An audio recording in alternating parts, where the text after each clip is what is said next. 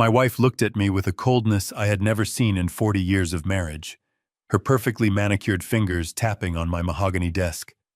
She laughed, a dry, humorless sound that chilled my blood. "You will have to beg me for breakfast money, Harry. Forget about the credit cards. Forget about the bank accounts. From now on, if you want a single cent to buy a cup of coffee, you ask me first. And if I am in a good mood, maybe I will give it to you. My son, the boy. I raised the boy I sent to the best universities, just sat there nodding, looking at his mother with admiration. They thought they had won. They thought the old man was finished. They had no idea that they had just started a war they could never win. My name is Harry Coleman. I am 72 years old, and until that Tuesday morning, I thought I was the patriarch of a loving family. I built Coleman Construction from a single pickup truck and a box of rusty tools into a multi-million-dollar empire. I gave my wife Brenda a life of luxury. I gave my son Ryan a career he did not earn. I thought I was respected. I was wrong. If you are new here, take a deep breath, because what I am about to tell you is a nightmare that could happen to anyone who trusts the wrong people, even if they share your blood. If you have ever felt betrayed by family, hit that like button right now. It helps this story reach others who need to hear it. And please subscribe to the channel so you do not miss how I turned the tables on them. Also tell me in the comments, what city are you watching from right now? I love reading where you all are from. It started on a Tuesday that felt like any other. The sun was shining over Chicago. I put on my suit, the charcoal one Brenda always said made me look distinguished. I felt good. I felt strong. My morning ritual was simple. I would drive to the Roasted Bean, a coffee shop 3 blocks from our estate, get a black coffee and a plain bagel, and read the Wall Street Journal. It was my time. The baristas knew me. They knew my order before I even walked through the glass doors. "Good morning, Mr. Coleman," the young girl at the counter said. Her name was Sarah. She was always smiling. The usual today. "Yes, please, Sarah," I said, pulling out my wallet. I felt the familiar weight of the leather. I pulled out my American Express Platinum card. It was a symbol of my hard work. A card with no limit. A card that had paid for family vacations in Europe, for Ryan's tuition at Yale, for the diamond necklace Brenda wore to charity galas. I tapped it on the reader and waited for the beep. Instead, there was a harsh buzz. The little screen flashed red. Declined. I frowned. "That is strange," I said, giving a small laugh. "I must have demagnetized it. Try it again, please." Sarah looked a bit embarrassed. She tapped it again. Buzz. Declined. "Mr. Coleman." "It says the card is inactive," she whispered, trying not to let the people behind me hear. The line was getting long. I could feel eyes on my back. A man in a hurry sighed loudly. My face felt hot. Shame is a feeling I had not felt in decades. I was Harry Coleman. My bills were always paid early. "I apologize," I said, my voice tight. "Let me use the Visa." I pulled out the backup card, the one linked to the joint operational account. I inserted the chip this time. I watched the screen. Processing.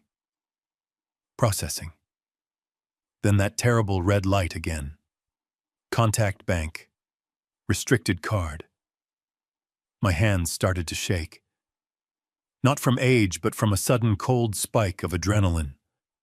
This was impossible.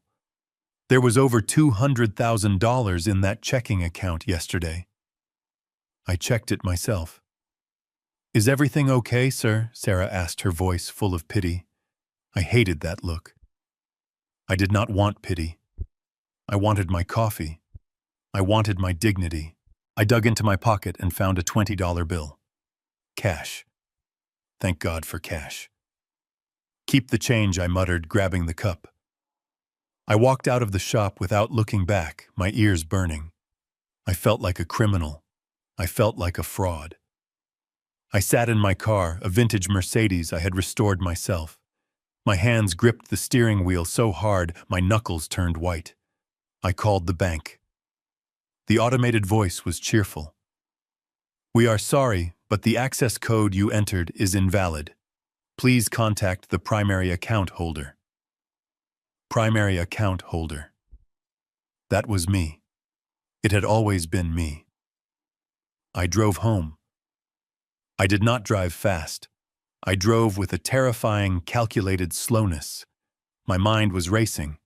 Was it identity theft? Had hackers drained the accounts? But deep down in the pit of my stomach, I knew it was not a stranger. A stranger steals money and runs. A stranger does not change access codes. A stranger does not restrict cards. This was personal. I pulled into the driveway of the house I had built 20 years ago. It was a sprawling estate, beautiful and imposing. Usually seeing it gave me a sense of pride. Today it looked like a fortress that had locked me out. I walked through the front door. The house was quiet. Too quiet. "Brenda," I called out. My voice echoed in the high foyer. No answer. I walked toward my home office. The double oak doors were closed. I reached for the handle and pushed them open. The sight that met my eyes stopped me dead in my tracks. My son Ryan was sitting in my chair. He was not just sitting. He was leaning back, his feet up on my desk, wearing one of his expensive Italian suits that I paid for. He was spinning a pen between his fingers. My pen. Brenda was sitting on the leather sofa across from him, sipping a glass of iced tea. They looked like they were in the middle of a pleasant business meeting. They looked up as I entered, and neither of them looked surprised. They looked ready. "What is going on?" I asked, my voice low and dangerous. "I went to buy a coffee and my cards were declined." "Both of them." "The bank says I am not the primary account holder." Ryan took his feet off the desk, but he did not stand up.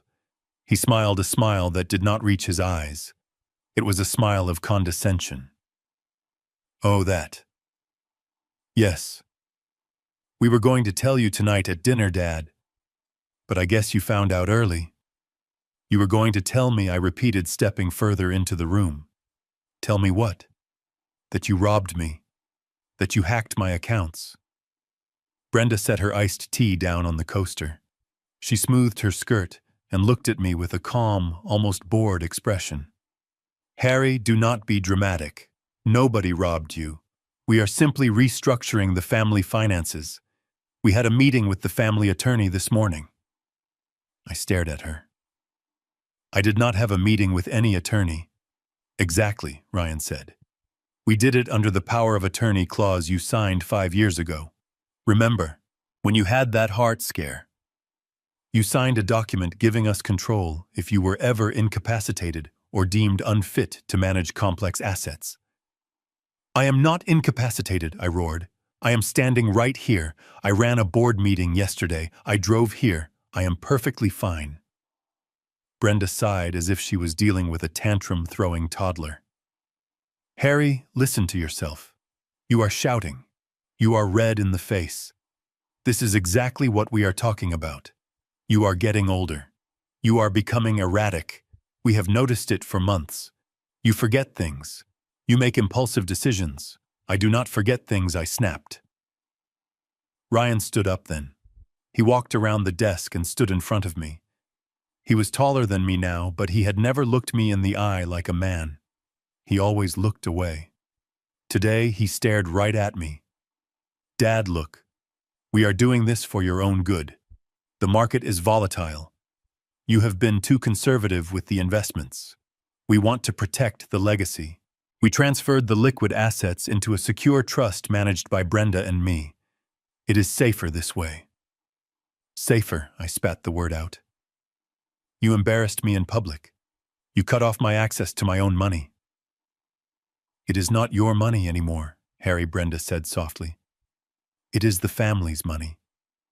And you have spent enough of it. All those donations to veteran charities. The restoration of that old car. It is bleeding us dry. We are just putting a tourniquet on the wound." I looked from my wife to my son. I saw the greed in their eyes. It was not about protection. It was not about my health. It was about control. They had been planning this. The power of attorney was meant for a coma, for a stroke, not for a Tuesday morning when I was perfectly healthy. So what happens now, I asked, forcing myself to be calm. How do I buy gas? How do I buy food? Brenda reached into her purse.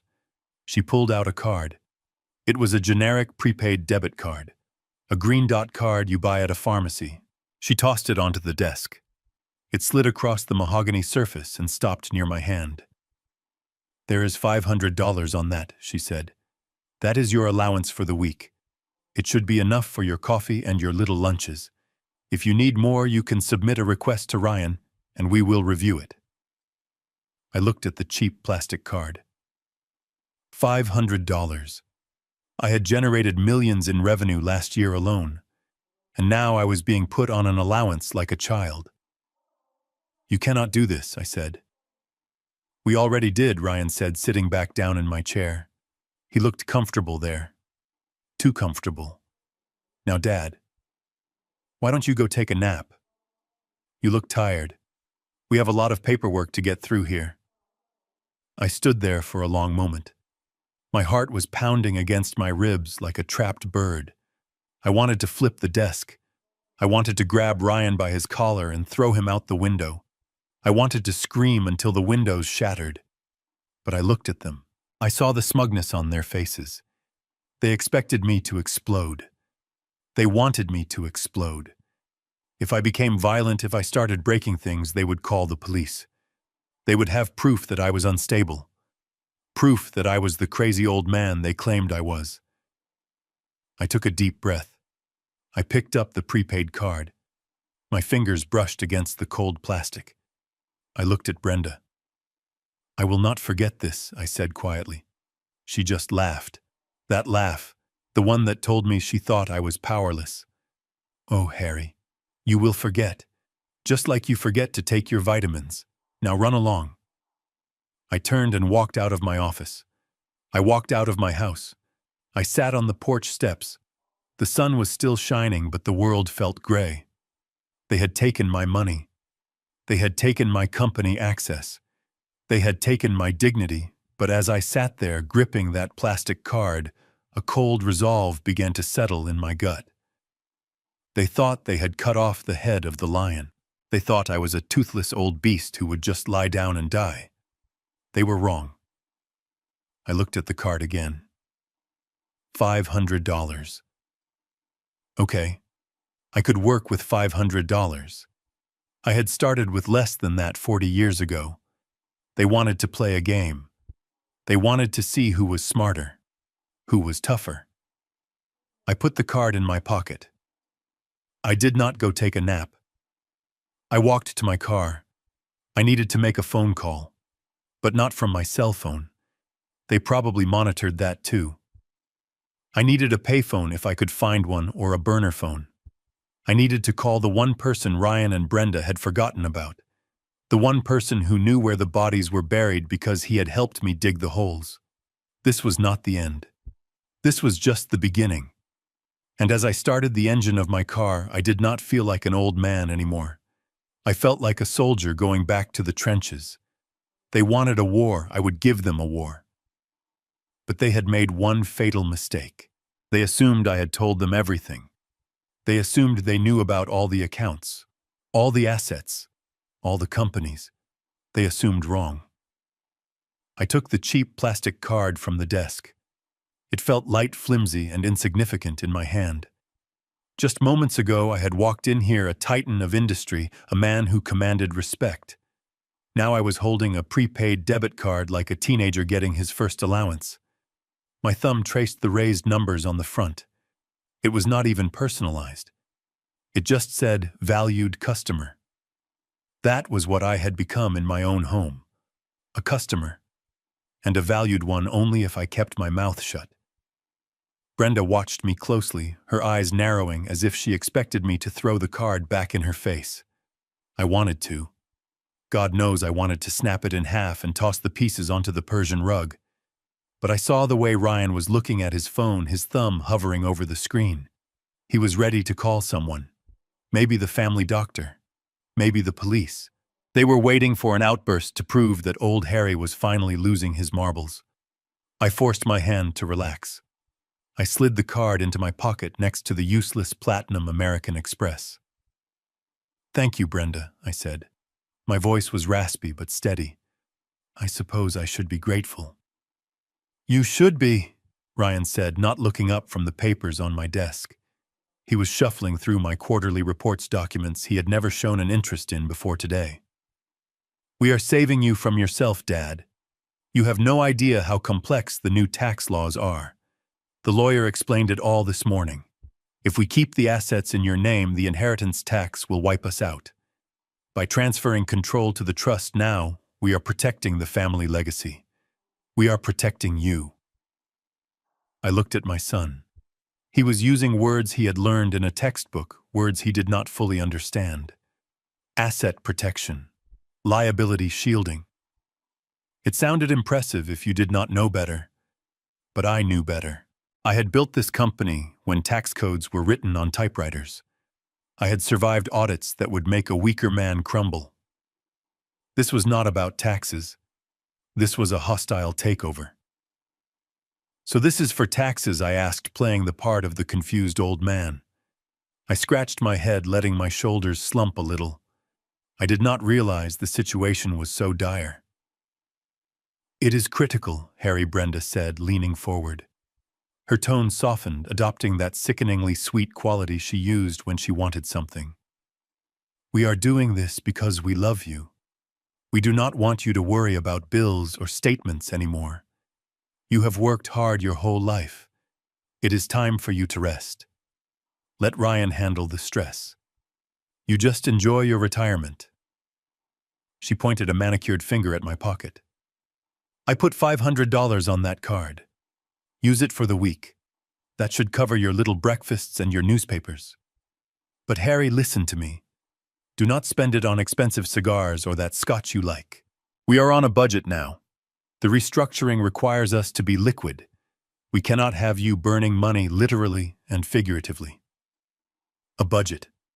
The woman who bought a $5,000 handbag last month because she was bored was putting me on a budget. I felt a laugh bubbling up in my chest, a dark, dangerous laugh. I swallowed it down. $500, I repeated. "For the week, eh?" "Yes," she said firmly. "And if you run out, you will have to wait until next Tuesday for a reload. It will teach you some discipline." "You have been very reckless lately, Harry. Buying that old car parts online. Donating to that shelter without discussing it with us. It has to stop." I looked at the floor. I let them see a broken man. I let them see a husband who was beaten. Under my breath, I muttered, "I just wanted to fix the Mercedes." "The Mercedes is a money pit," Ryan said, finally looking up. His eyes were cold. "Maybe we should sell it. It takes up space in the garage that I could use for my new Porsche." My blood ran cold. The Mercedes was the first car I ever bought with my own money. I had restored it bolt by bolt. It was my sanctuary. "Please," I said, allowing a tremor into my voice. "Do not sell the car. It is all I have left to work on." Brenda waved her hand dismissively. "We will see, Harry. If you behave, if you stick to the budget. Now why don't you go upstairs? Ryan and I have a conference call with the investors in 10 minutes. You need to clear out." The investors. My investors. Men and women I had known for 30 years. Men who had shaken my hand and looked me in the eye. Were they in on this too? Or had Ryan and Brenda spun them a web of lies about my health? Had they told everyone I was senile, that I was unfit? I turned to leave. My feet felt heavy like I was walking through wet concrete. I reached the door and paused my hand on the brass knob. I looked back at them. They had already forgotten I was there. Brenda was showing Ryan something on her tablet, and they were both laughing softly. They looked like conspirators celebrating a successful heist. And that is exactly what this was. A heist. They had stolen my life right out from under me while I was standing in the room. I walked out into the hallway and closed the door softly behind me. The click of the latch sounded like a gunshot in the quiet house. I stood there for a moment, breathing in the scent of lemon polish and old wood. This house, which I had built to be a home, now felt like a prison, and I was the inmate. I reached into my pocket and pulled out the debit card again. $500. They thought this was my leash. They thought this allowance would keep me obedient. They thought that by taking away my credit cards, they had taken away my power. They were fools. They forgot that I started with nothing. They forgot that I built an empire with grit and 2 bare hands, not with platinum cards. I walked down the long hallway toward the kitchen. I needed to think. I needed a plan. The lie about the taxes was sloppy. If they were really restructuring for tax purposes, there would be paperwork for me to sign. There would be notaries. You cannot just take over a man's assets without his signature unless you have forged it. A chill went down my spine. Forgery. Ryan had been practicing my signature for years. He used to do it as a party trick when he was a teenager. "Look, Dad, I can sign your checks," he would say. We used to laugh about it. I was not laughing now. If they had used the power of attorney, they still needed medical documentation proving I was incompetent. Where did they get that? Unless they had paid off a doctor. The scale of their betrayal was beginning to sink in. It was not just greed. It was a conspiracy. They had planned this for months, maybe years. While I was working late to pay for their vacations, they were plotting how to cut me out.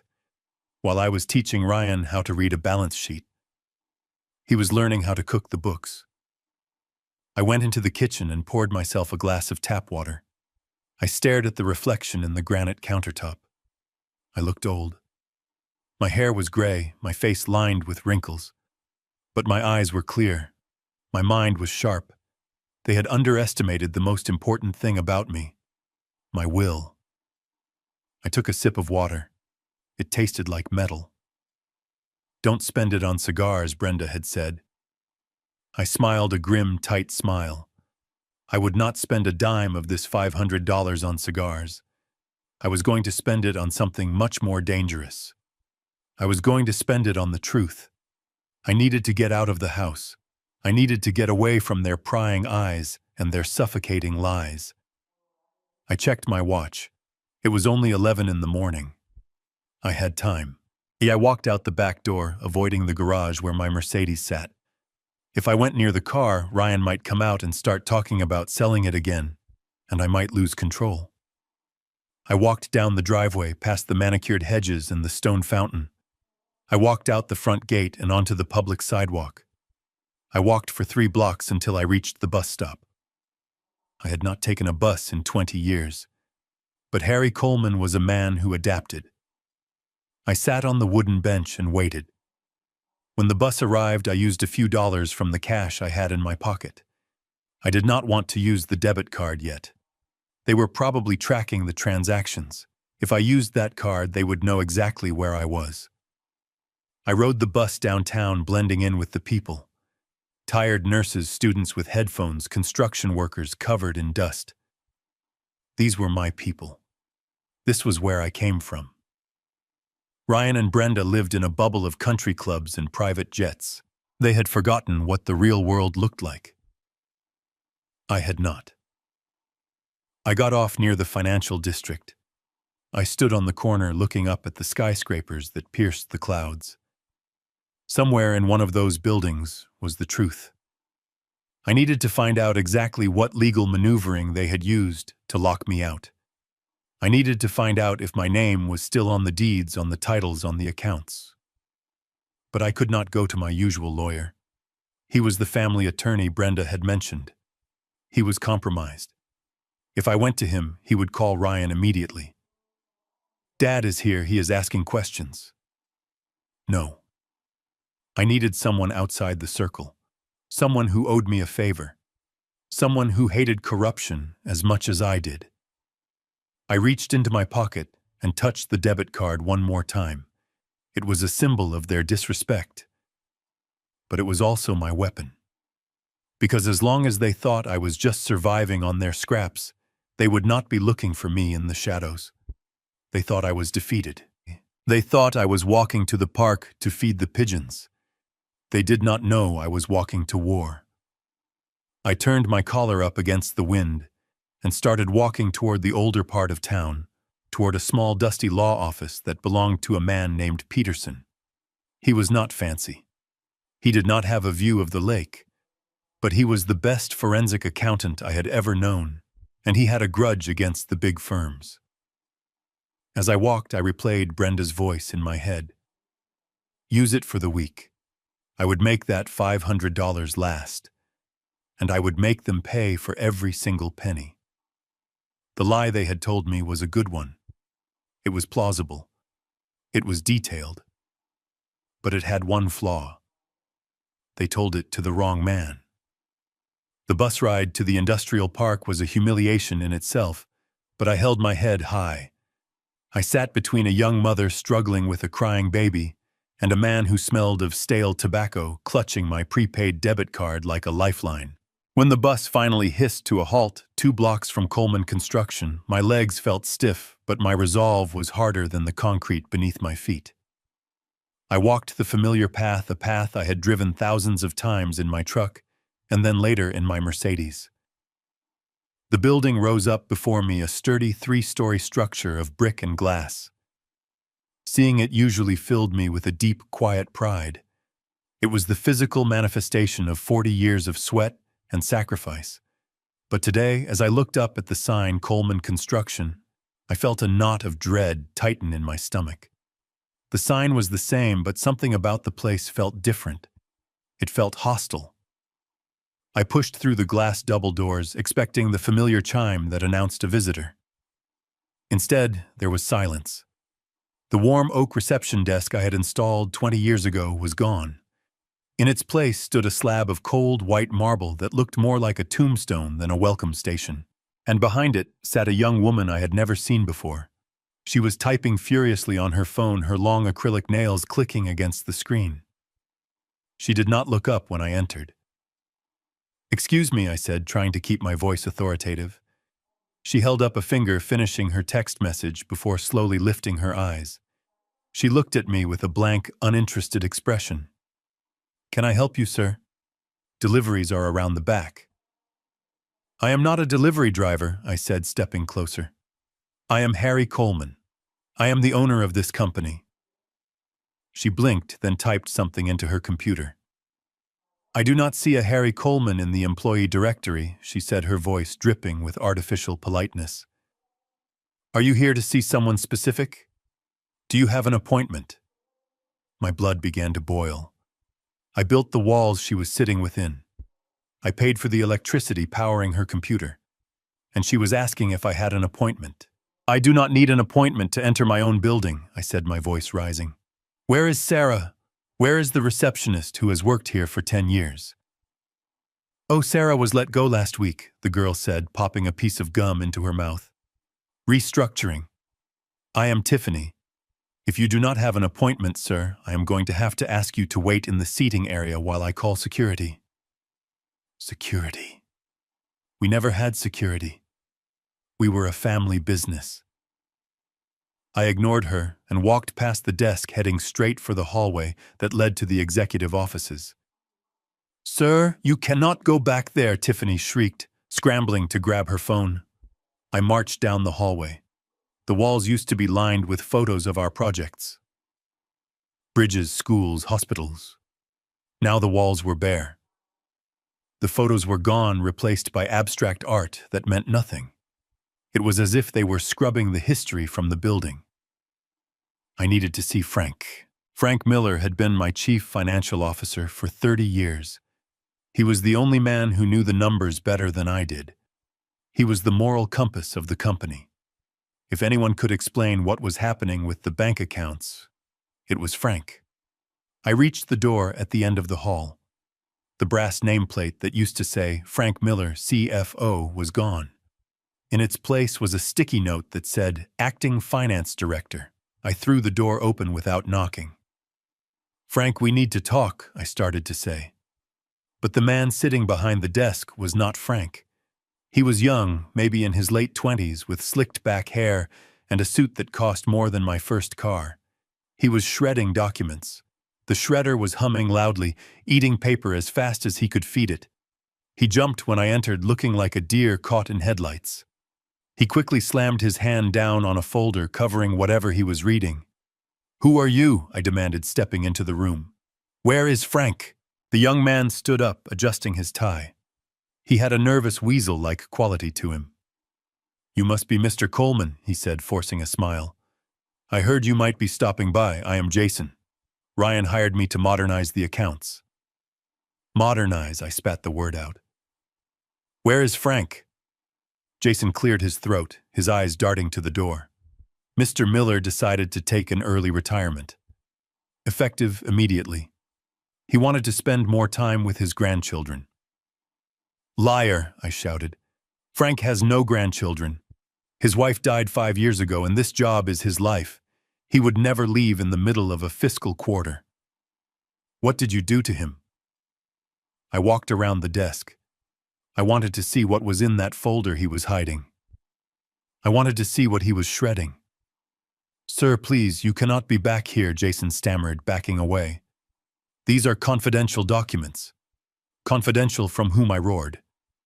"I am the founder." I reached for the folder. Jason tried to block me, but he was frail. I shoved past him and grabbed the file. Before I could open it, the door behind me flew open. "Dad. What the hell are you doing?" It was Ryan. He stood in the doorway, his face red with anger. He wasn't wearing his jacket. He looked stressed, his hair slightly messy. 2 security guards I did not recognize were standing behind him. I turned to face my son, clutching the folder. "Where is Frank Ryan? Why is this child sitting in his office? Why is he shredding documents?" Ryan walked into the room and snatched the folder from my hand. He tossed it back onto the desk. "Frank was old, Dad. Just like you. He could not keep up with the new software. He was making mistakes. We gave him a generous severance package and sent him to Florida. It was time for fresh blood. Jason here is a wizard with international tax law." "Fresh blood," I said, looking at Jason, who was now smirking safely behind Ryan. "You mean someone who will do what he is told? Someone who does not ask questions? Frank would never have allowed you to block my cards.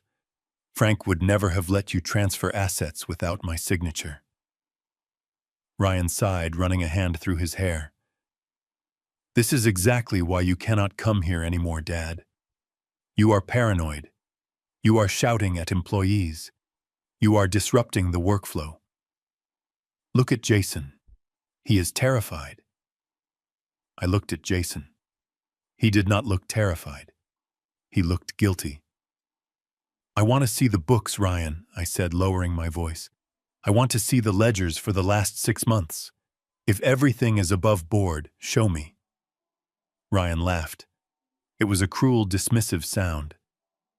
"You would not understand them, Dad. It is all digital now. It is in the cloud. You barely know how to check your email. Go home. Go enjoy your retirement. Stop trying to micromanage a world you no longer belong in." "I am not going anywhere until I get answers," I said, planting my feet. Ryan nodded to the security guards.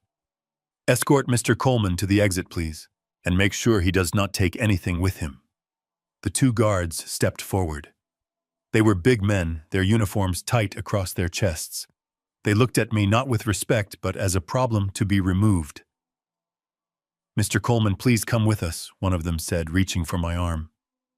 "Do not touch me," I snapped, pulling away. I looked at Ryan. He was checking his watch as if getting his father thrown out of the building was just another item on his to-do list. "You are making a mistake, Ryan," I said. "A very big mistake." Ryan did not even look up.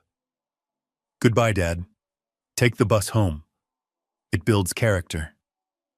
I walked out of the office, the guards flanking me on either side like I was a criminal being transferred to a cell. We walked past the open doors of other offices.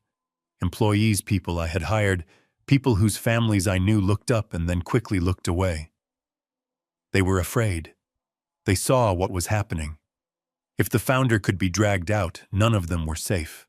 We reached the lobby.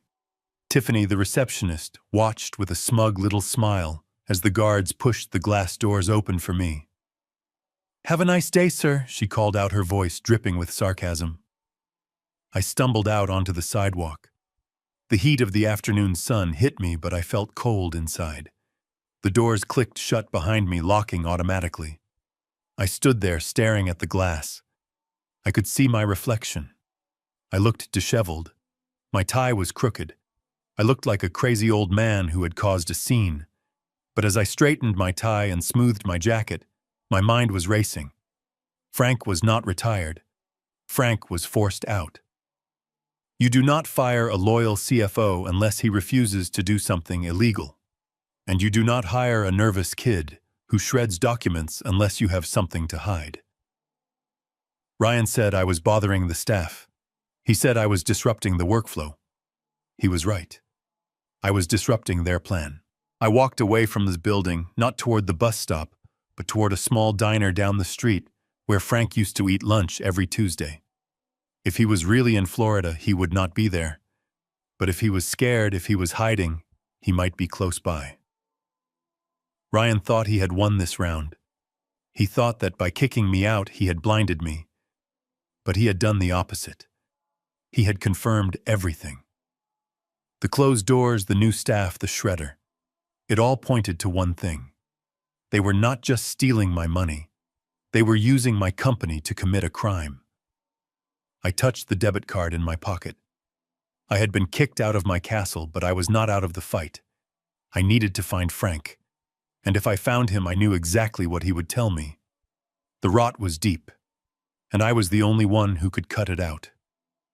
The sun had set by the time I returned home from the diner, casting long, jagged shadows across the lawn. I used to mow myself on weekends. I walked into the house that the silence from earlier replaced by the clattering of silverware and the hum of conversation. Dinner was being served. In the past, this was my favorite time of day. It was when the noise of the construction sites faded away, and I could just be a husband and a father. But as I walked into the dining room, I realized that life was gone. I was walking into a shark tank. My mother-in-law, Agnes, was sitting at the head of the table, my seat. She was 80 years old, a woman who had never worked a day in her life, but had strong opinions on how everyone else should work. She was wearing a silk blouse that I knew cost more than the first car I ever bought. Her fingers were dripping with rings, her hair perfectly coiffed. When she saw me enter, she did not smile. She just raised a painted eyebrow, looking at me as if I were a waiter who had brought the wrong order. "You are late, Harry," she said, her voice sharp and scratchy. "We started without you. The soup is cold." I looked around the table. Brenda was there, sipping wine. Ryan was there, scrolling on his phone. Nobody looked up. There was a place set for me, but it was on the side, squeezed between the sideboard and a large vase of flowers. They had physically moved me from the head of the table. The symbolism was not subtle. I sat down. The chair was different, too. It was one of the extra folding chairs we used for large parties, not my high-backed leather chair. I looked at my plate. A small piece of dry chicken and some wilted salad. Then I looked at the center of the table. There was a bottle of wine breathing in a crystal decanter. I recognized the label immediately. It was a Chateau Margaux, a vintage I had been saving for my 50th wedding anniversary. A bottle worth $2,000. I watched Brenda pour a generous glass for Agnes. The deep red liquid swirled in the crystal. "I see we are celebrating," I said, unfolding my napkin. Agnes took a sip, closing her eyes dramatically. "It is decent," she said, smacking her lips. "A bit oaky, but it will do, Brenda darling. Pass the bread." I felt a vein throb in my temple. Decent. She was drinking liquid gold and calling it decent. I looked at Brenda. "I thought we were on a budget," I said, keeping my voice even. You gave me a prepaid card with $500 for the week. You told me not to buy cigars, yet you are drinking a $2,000 bottle of wine on a Tuesday night. Brenda sighed, putting her glass down with a heavy clink. Oh, Harry, do not start. Agnes is a guest. We cannot serve her box wine. Besides, this was already in the cellar. We did not spend money to buy it. It is inventory. Inventory, I repeated. It is my collection. It is the family's collection. Ryan chimed in, his mouth full of potatoes. Stop being so possessive, Dad. It is unattractive. Agnes let out a short, harsh laugh. Possessive. That is a funny word coming from you, Harry. She turned her cold, watery eyes toward me. You know you should be thanking Brenda. She is trying to save you from ruin. But all you do is complain. You walk in here late looking like a vagrant and immediately start counting pennies. It is distinctively lower class. I gripped my fork. I had paid for Agnes's hip surgery. I had paid for her condo in Florida. I had paid for her late husband's funeral when he died with nothing but gambling debts. And now I was lower class. I am just asking for consistency, Agnes, I said, forcing myself to eat a piece of the dry chicken. If I am being treated like a child with an allowance, I expect the rest of the household to tighten their belts too. The table went silent. Agnes slowly lowered her fork. She looked at Brenda, then at Ryan, and then finally she fixed her gaze on me. It was a look of pure, unadulterated contempt. Tighten our belts, she scoffed. Harry, look at yourself. You are old. You are useless. You do not bring anything to this table anymore. You do not run the company. Ryan does. You do not manage the house. Brenda does. You are just a mouth to feed. She took another sip of my wine, swirling it around her mouth before swallowing. You should know your place, Harry, she continued, her voice dripping with venom. In the wild, the old lions are left behind to starve. We are being kind enough to keep you indoors. But do not mistake our charity for equality. You are a guest here now, and a very expensive one at that. I looked at Brenda. I waited for her to defend me. I waited for her to say, Fom, stop it. Harry worked for 40 years to buy this food. I waited for Ryan to say, Grandma, that is too far. He is my father. But nobody said a word. Brenda looked down at her plate, a small smile playing on her lips, as if she was enjoying seeing me cut down to size. Ryan just smirked, shaking his head, as if agreeing with every word. Actually, Agnes said, leaning forward, her eyes gleaming. You are not even a guest. A guest is invited. You are more like a freeloader. Yes, that is the word. A freeloader living off the success of his wife and son.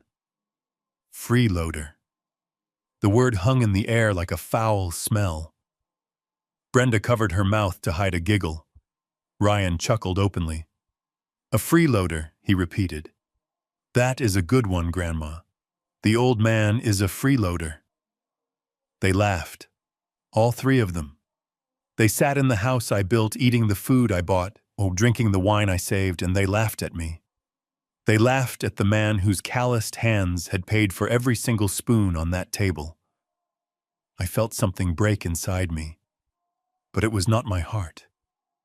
It was the last chain of loyalty I had to these people. If I had any doubts before, if I had any lingering hope that this was just a misunderstanding or a temporary insanity, it was gone now. You do not call the man who feeds you a freeloader unless you have completely lost your soul. I did not scream. I did not flip the table. I did not throw the wine in Agnes's face, even though the urge was strong. Instead, I carefully placed my fork and knife on the plate. I wiped my mouth with the linen napkin. I looked at them, really looked at them. They were ugly. Not physically, perhaps, but their spirits were rot. They were vultures pecking at a living body, thinking it was a corpse. You are right, Agnes, I said softly. The laughter died down, replaced by confused silence. They expected me to fight back, to yell. My calmness unnerved them. "I am right?" Agnes asked, narrowing her eyes. "Yes," I said. "I have been resting on my laurels. I have let Ryan and Brenda take on so much of the burden. Maybe I have become comfortable. I suppose I should be grateful that you are all willing to manage the complexities of my wealth while I just sit here." Brenda relaxed her shoulders, dropping. She thought I had broken. She thought I was accepting my defeat. "Well, I am glad you finally see it that way, Harry," she said, pouring herself more wine. "We just want what is best for everyone." I stood up. I picked up my plate. "Where are you going?" Ryan asked. "I am going to put my dishes in the dishwasher," I said. Like a good freeloader. I would not want to burden the maid. I walked into the kitchen. As the swinging door closed behind me, I heard them start talking again. Their voices were light, happy. They were discussing a vacation to Italy in the fall. They were spending money they thought they had secured. I stood over the sink, staring at the dirty plate. My reflection in the dark window looked back at me. I looked tired, yes, but I also looked dangerous. Agnes had called me an old lion left to starve. She forgot one thing. Old lions are the most dangerous because they have nothing left to lose, and they know how to hunt in the dark. I washed the plate. I dried it. I put it away. Freeloader. I repeated the word in my mind. I would tattoo that word onto my brain. I would use it as fuel. Every time I felt tired, every time I felt like giving up in the days to come, I would remember Agnes's face and that word. I walked back through the dining room without looking at them. "Good night," I said. "Good night, Harry," Agnes said dismissively, not even turning her head. "Try to wake up earlier tomorrow. Sleeping in is for people who have jobs." I climbed the stairs to the guest room where I had been sleeping for the past month since Brenda said my snoring was bothering her. I closed the door and locked it. I sat on the edge of the bed and pulled out the prepaid debit card. $500. And then I reached into the inside pocket of my jacket. I pulled out a small, crumpled piece of paper I had taken from the trash can in the diner near my office. It was a phone number. Frank's sister's number. I had remembered it from a Christmas card years ago. It was a long shot, but it was the only shot I had. They called me a freeloader. They thought I was powerless. Tomorrow I would show them what a freeloader could do. I would show them that while they were drinking my wine, I was sharpening my knives. The dinner was over. The game was just beginning. And unlike them, I was not playing for money. I was playing for my life. The house was silent, a rare and heavy silence that felt like the calm before a storm. Brenda had gone to her weekly spa appointment, a $300 facial that she claimed was essential for her stress, paid for no doubt, with money from the accounts I could no longer access. Ryan had left an hour ago in his Porsche tires screeching as he peeled out of the driveway, likely heading to a lunch meeting where he would pretend to be the brilliant mind behind Coleman Construction. Agnes was upstairs in her suite, the heavy sound of her snoring drifting down the staircase. I stood in the hallway, listening. The grandfather clock I had bought in Germany 30 years ago ticked rhythmically. Tick, tock, tick, tock. It was counting down the time I had left to save my life. I knew I had a window of maybe 2 hours. It was not much, but for a man who had built skyscrapers on tight deadlines, it was enough. I walked to the double oak doors of my home office. My office. I corrected myself in my head. It was Ryan's office now, according to them. He had even put a new keypad lock on the door handle, a high-tech digital thing that glowed with a soft blue light. He thought he was so clever. He thought a battery-operated toy would keep me out. He forgot that I was a builder. He forgot that I knew exactly how these door frames were constructed because I had framed them myself. I did not bother with the keypad. I went to the garage and retrieved a thin, flathead screwdriver, and a small pry bar. I returned to the door. I wedged the screwdriver into the gap between the frame and the latch mechanism. I applied pressure, feeling the wood give slightly. I knew exactly where the weakness was. With a sharp, decisive thrust, I popped the latch mechanism. The door swung open with a groan. I stepped inside. The room smelled different. It used to smell of old paper and leather. Now it smelled of Ryan's cloying cologne and stale energy drinks. I walked to the desk, my mahogany desk. The surface was cluttered with papers, but I knew the real secrets would not be left out in the open. I tried the drawers. Locked. Of course. I looked at the top drawer. This was where I used to keep the sensitive contracts. I positioned the pry bar under the lip of the drawer. I did not care about the varnish anymore. I did not care about preserving the finish. This furniture, this house, it was all just wood and stone. My legacy was the only thing that mattered now. I pushed down on the bar. There was a loud crack as the wood splintered and the lock gave way. I pulled the drawer open. My heart hammered against my ribs, not from fear, but from anticipation. I began to sift through the files. At first, it looked like standard business, invoices, payroll. But then tucked at the very back, beneath a stack of old blueprints, I found a thick manila envelope. It had no label. I opened it. The first document made my blood run cold. It was a draft for a reverse mortgage on the estate. Not just a small loan, but a complete leveraging of the entire property value. They were cashing out the equity of the home I intended to leave to my grandchildren, if I ever had any. I flipped the page. There was a timeline attached. The disbursement date was set for next week. I kept reading. My hands began to shake, and I had to place the papers on the desk to steady them. The next document was a letter from a law firm I did not recognize. The letterhead was from a firm in Panama. Subject: asset liquidation and offshore transfer. I read the words, but my brain refused to process them at first. It was too evil. It was too calculated. The letter outlined a plan to sell the heavy machinery of Coleman Construction, the cranes, the bulldozers, the trucks to a shell company for pennies on the dollar. That shell company was registered in the Cayman Islands. And the sole beneficiary of that shell company was not the Coleman Family Trust. It was Ryan Coleman. They were gutting the company. They were stripping it for parts like a stolen car in a chop shop. They had no intention of running the business. They knew they were incompetent. They knew they could not land the big contracts. So they decided to sell everything I had built, hide the cash offshore, and let the company declare bankruptcy in the United States. I felt a wave of nausea. This was not just theft. This was murder. They were murdering my reputation. They were murdering the livelihoods of the 200 employees who worked for me. And they were doing it all while I sat in the next room eating dry chicken and worrying about a $500 allowance. But the worst was yet to come. I found a crumpled email printout at the bottom of the envelope. It was an exchange between Ryan and a doctor whose name I recognized, a psychiatrist known for being purchasable.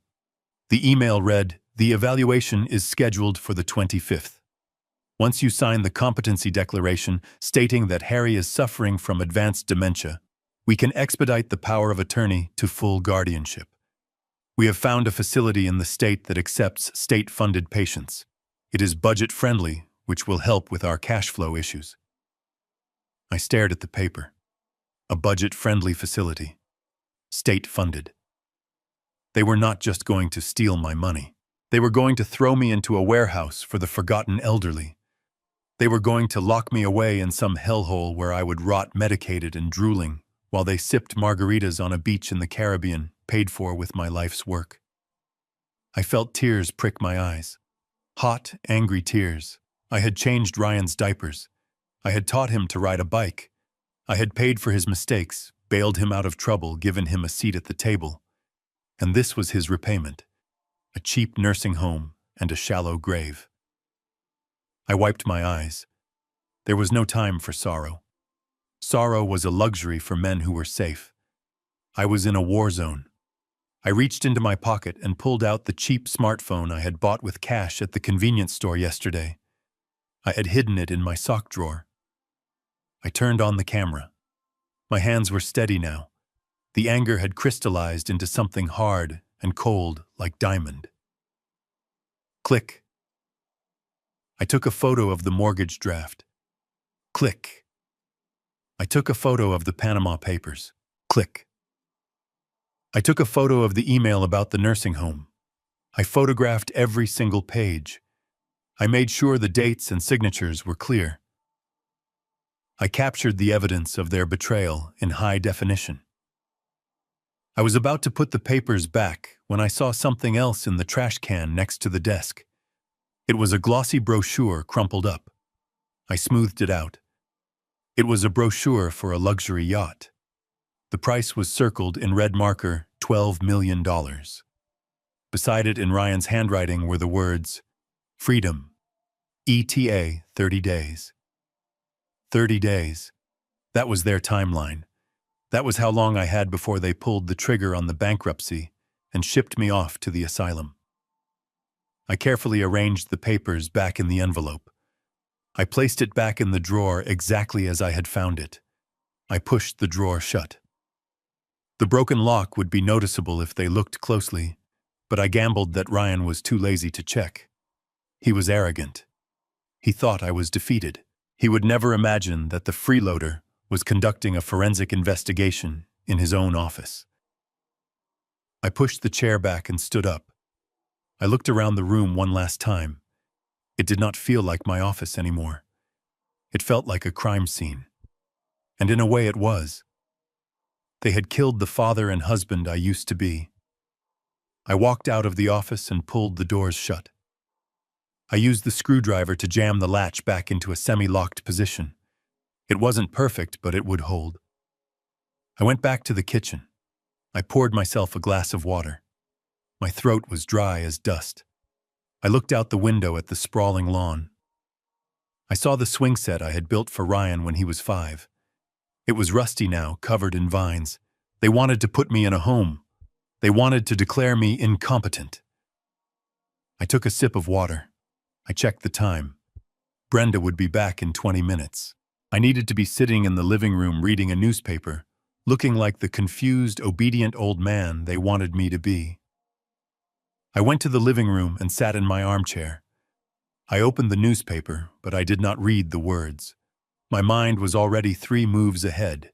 They had a plan, a 30-day plan. Well, I had a plan too, and my plan did not end with me in a nursing home.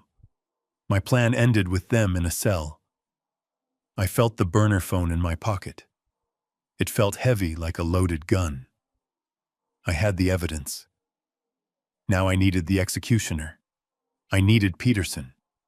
I needed to get these photos to him today. The sound of the garage door opening rumbled through the floorboards. Brenda was home. I leaned my head back and closed my eyes, feigning sleep. But under my eyelids, I was wide awake. The lion was not sleeping. The lion was waiting for the perfect moment to strike. And when I did, I would make sure they never saw it coming. The game had changed. They were playing for money. I was playing for justice. And justice, I had decided, would be served cold. I waited until the house settled into a heavy afternoon silence. Brenda was upstairs, likely applying cucumbers to her eyes, and the servants were on their break. I slipped out the side door, the one near the pantry that squeaked if you did not lift the handle just right. I knew every quirk of this house because I had paid for every beam and brick. I walked down the long driveway past the manicured hedges that Ryan claimed cost too much to maintain, and out onto the main road. I did not take my Mercedes. I did not call a taxi. I walked to the bus stop again. The ride to the city was long, but it gave me time to compose myself. I sat in the back watching the city skyline approach. Ryan and Brenda thought my world ended at the gates of our estate. They thought my power was limited to the bank accounts they had frozen. They were about to learn a very painful lesson about the difference between being rich and being wealthy. Rich is having a platinum card. Wealth is owning the bank that issues it. I got off the bus in the financial district, but I did not head toward the flashy glass tower where Coleman Construction was housed. That building with its chrome lobby and rude receptionists was just a facade.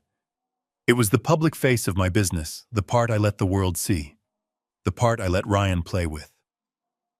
I walked 2 blocks east to a building that most people would walk past without a second glance. It was a pre-war structure, limestone and granite, with small windows and a heavy iron door. There was no sign outside, no logo, just a small brass number plate polished to a shine. Number 440. I pushed the heavy door open and stepped into the lobby. It was cool and smelled of old money leather, beeswax, and silence. There was no pop music playing. There were no teenagers chewing gum behind the desk. A large man in a dark suit stood by the elevator. He saw me and immediately straightened his posture. He did not ask for ID. He did not ask if I had an appointment. He simply nodded, a gesture of deep, genuine respect. "Good afternoon, Mr. Coleman," he said, his voice low. "It is good to see you, sir." "Good afternoon, James," I replied. "Is Peterson upstairs?" "He is waiting for you in the boardroom, sir. The private elevator is ready." James pressed the button for me. As the doors closed, shutting out the world, I felt my shoulders relax for the first time in 2 days. In my own house, I was a freeloader. In my son's office, I was a nuisance. But here, in the heart of the beast, I was the king. The elevator opened directly into a penthouse office that spanned the entire top floor. This was the headquarters of HC Holdings, my real company, the entity that nobody in my family knew existed. Peterson was standing by the window looking out at the city. He turned as I entered. He was a man of my generation, sharp as a tack, wearing a suit that cost more than Ryan's Porsche. He did not look at me with pity. He looked at me with the focused intensity of a general waiting for orders. "Harry," he said, walking over and shaking my hand firmly. "I got your message. You look like hell." They cut off my cards. "Peterson," I said, walking over to the large oak conference table. "They put me on a $500 allowance, and they are planning to put me in a state-run nursing home in 30 days. Peterson's face darkened. He did not say a word. He walked to a sideboard and poured 2 glasses of scotch. He slid one across the table to me. "Drink," he said. "You are going to need it." I took a sip. It burned pleasantly, waking up my senses. I reached into my pocket and pulled out the cheap burner phone. I slid it across the table. "The evidence is on there," I said. "Photos of the mortgage draft, the offshore accounts in Panama, the emails with that corrupt psychiatrist. They are gutting Coleman Construction. They are selling the equipment and funneling the money to Ryan's shell company." Peterson picked up the phone and scrolled through the images. His eyebrows went up. "They are sloppy," he muttered. "Greedy and sloppy. They did not even bother to use encrypted email. They are treating this like a smash-and-grab robbery." He put the phone down and looked at me. "So they think they are stealing the company," he said. "They think they are stealing everything." I corrected him. "The house, the cars, the business. They think they have won." Peterson smiled then. It was a shark's smile. He walked over to a large covered easel in the corner of the room. He pulled the sheet off. Underneath was a complex organizational chart. "It is time to remind you of what you actually own, Harry, because I think in your kindness you might have forgotten how well we insulated you." He pointed to a small box at the very bottom of the chart. It was labeled Coleman Construction, LLC. "This is what Ryan is fighting over," Peterson said. "This is the company that builds the bridges and paves the roads. It has assets of about $30 million. It is a nice little business." He paused, then moved his pointer stick up to the massive box at the top of the chart. the one that branched out into dozens of other lines. And this, Peterson said, his voice dropping an octave, is HC Holdings. I looked at the chart. I knew it, of course. I had designed it. But seeing it laid out like this brought a fresh wave of clarity. HC Holdings, Peterson continued, is the parent company. It owns 100% of the shares of Coleman Construction. But it also owns the land that the Coleman Construction office sits on. It owns the leasing company that holds the title to every single crane and bulldozer Ryan is trying to sell. He tapped the chart again. And the house, Harry. The estate. Who owns the deed to the estate? HC Holdings, I said softly. Correct, Peterson said. You transferred the deed 10 years ago for liability protection. You and Brenda are technically tenants. You pay zero rent, but you do not own the bricks. HC Holdings does. And the cars I asked even though I knew the answer. Company vehicles, Peterson said. Leased to Coleman Construction by HC Holdings. He sat down opposite me, leaning forward. Do you understand what this means, Harry? Ryan and Brenda are trying to sell assets they do not own. They are trying to mortgage a house they are renting. They are trying to sell trucks that belong to a leasing corporation. They are not master criminals. They are children trying to sell the school furniture because they think it belongs to them just because they sit at the desks. I looked at the chart. My empire. $500 million in real estate, intellectual property, and diversified investments. Coleman Construction. The company Ryan was willing to kill me for was just a drop in the bucket.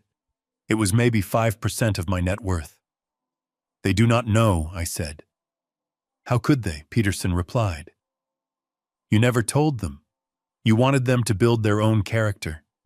You wanted Ryan to work for the construction company to learn the value of $1. You never told him that the construction company was just the training wheels. I felt a heavy sadness settle in my chest. I had tested them. I had given them a little bit of power to see what they would do with it. And instead of growing, they had turned into monsters. I had hoped that one day I could bring Ryan here to this office and show him the true extent of his inheritance.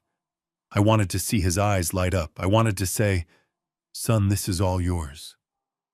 But now that would never happen. So Peterson said, breaking the silence, we have a situation where the subsidiary management, your wife and son, are engaging in massive corporate fraud and theft against the parent company. Yes, I said. And since you are the sole shareholder of HC Holdings, they are stealing directly from you. But they are doing it in a way that exposes them to federal charges.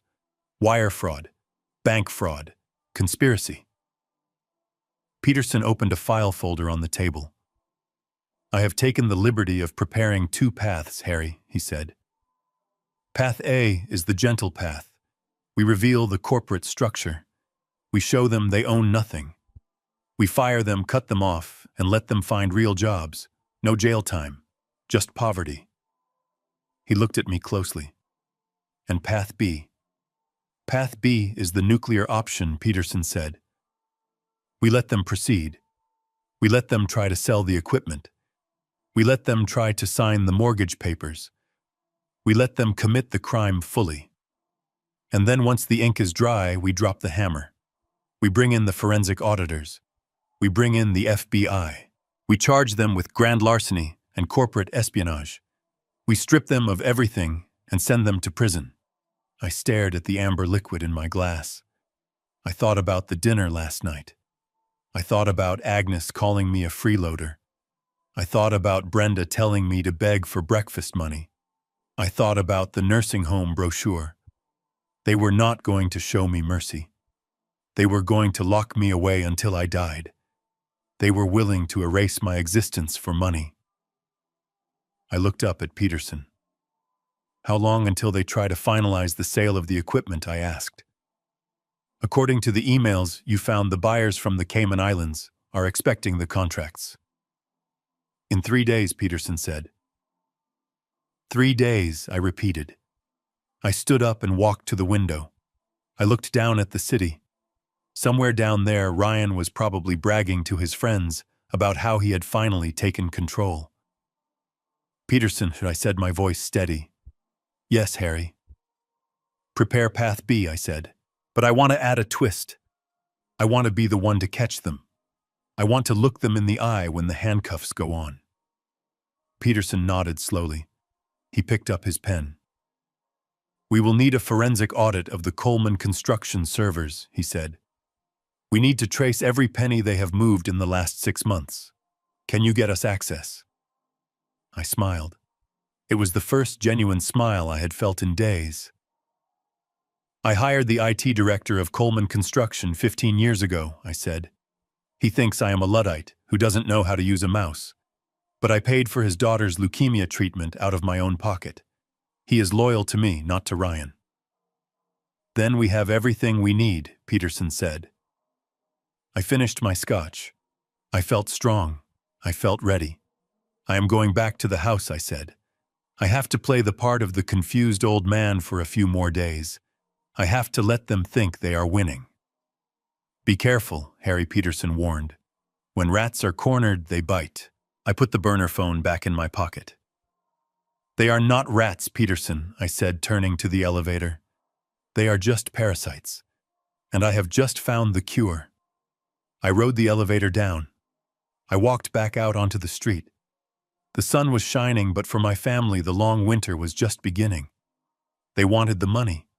They wanted the power. Well, they were about to get the full weight of it crashing down on their heads. I sat in the plush leather chair of my real office at HC Holdings, the one my family didn't know existed. The city skyline sprawled out before me, a testament to what focus and discipline could build. But my mind wasn't on the view.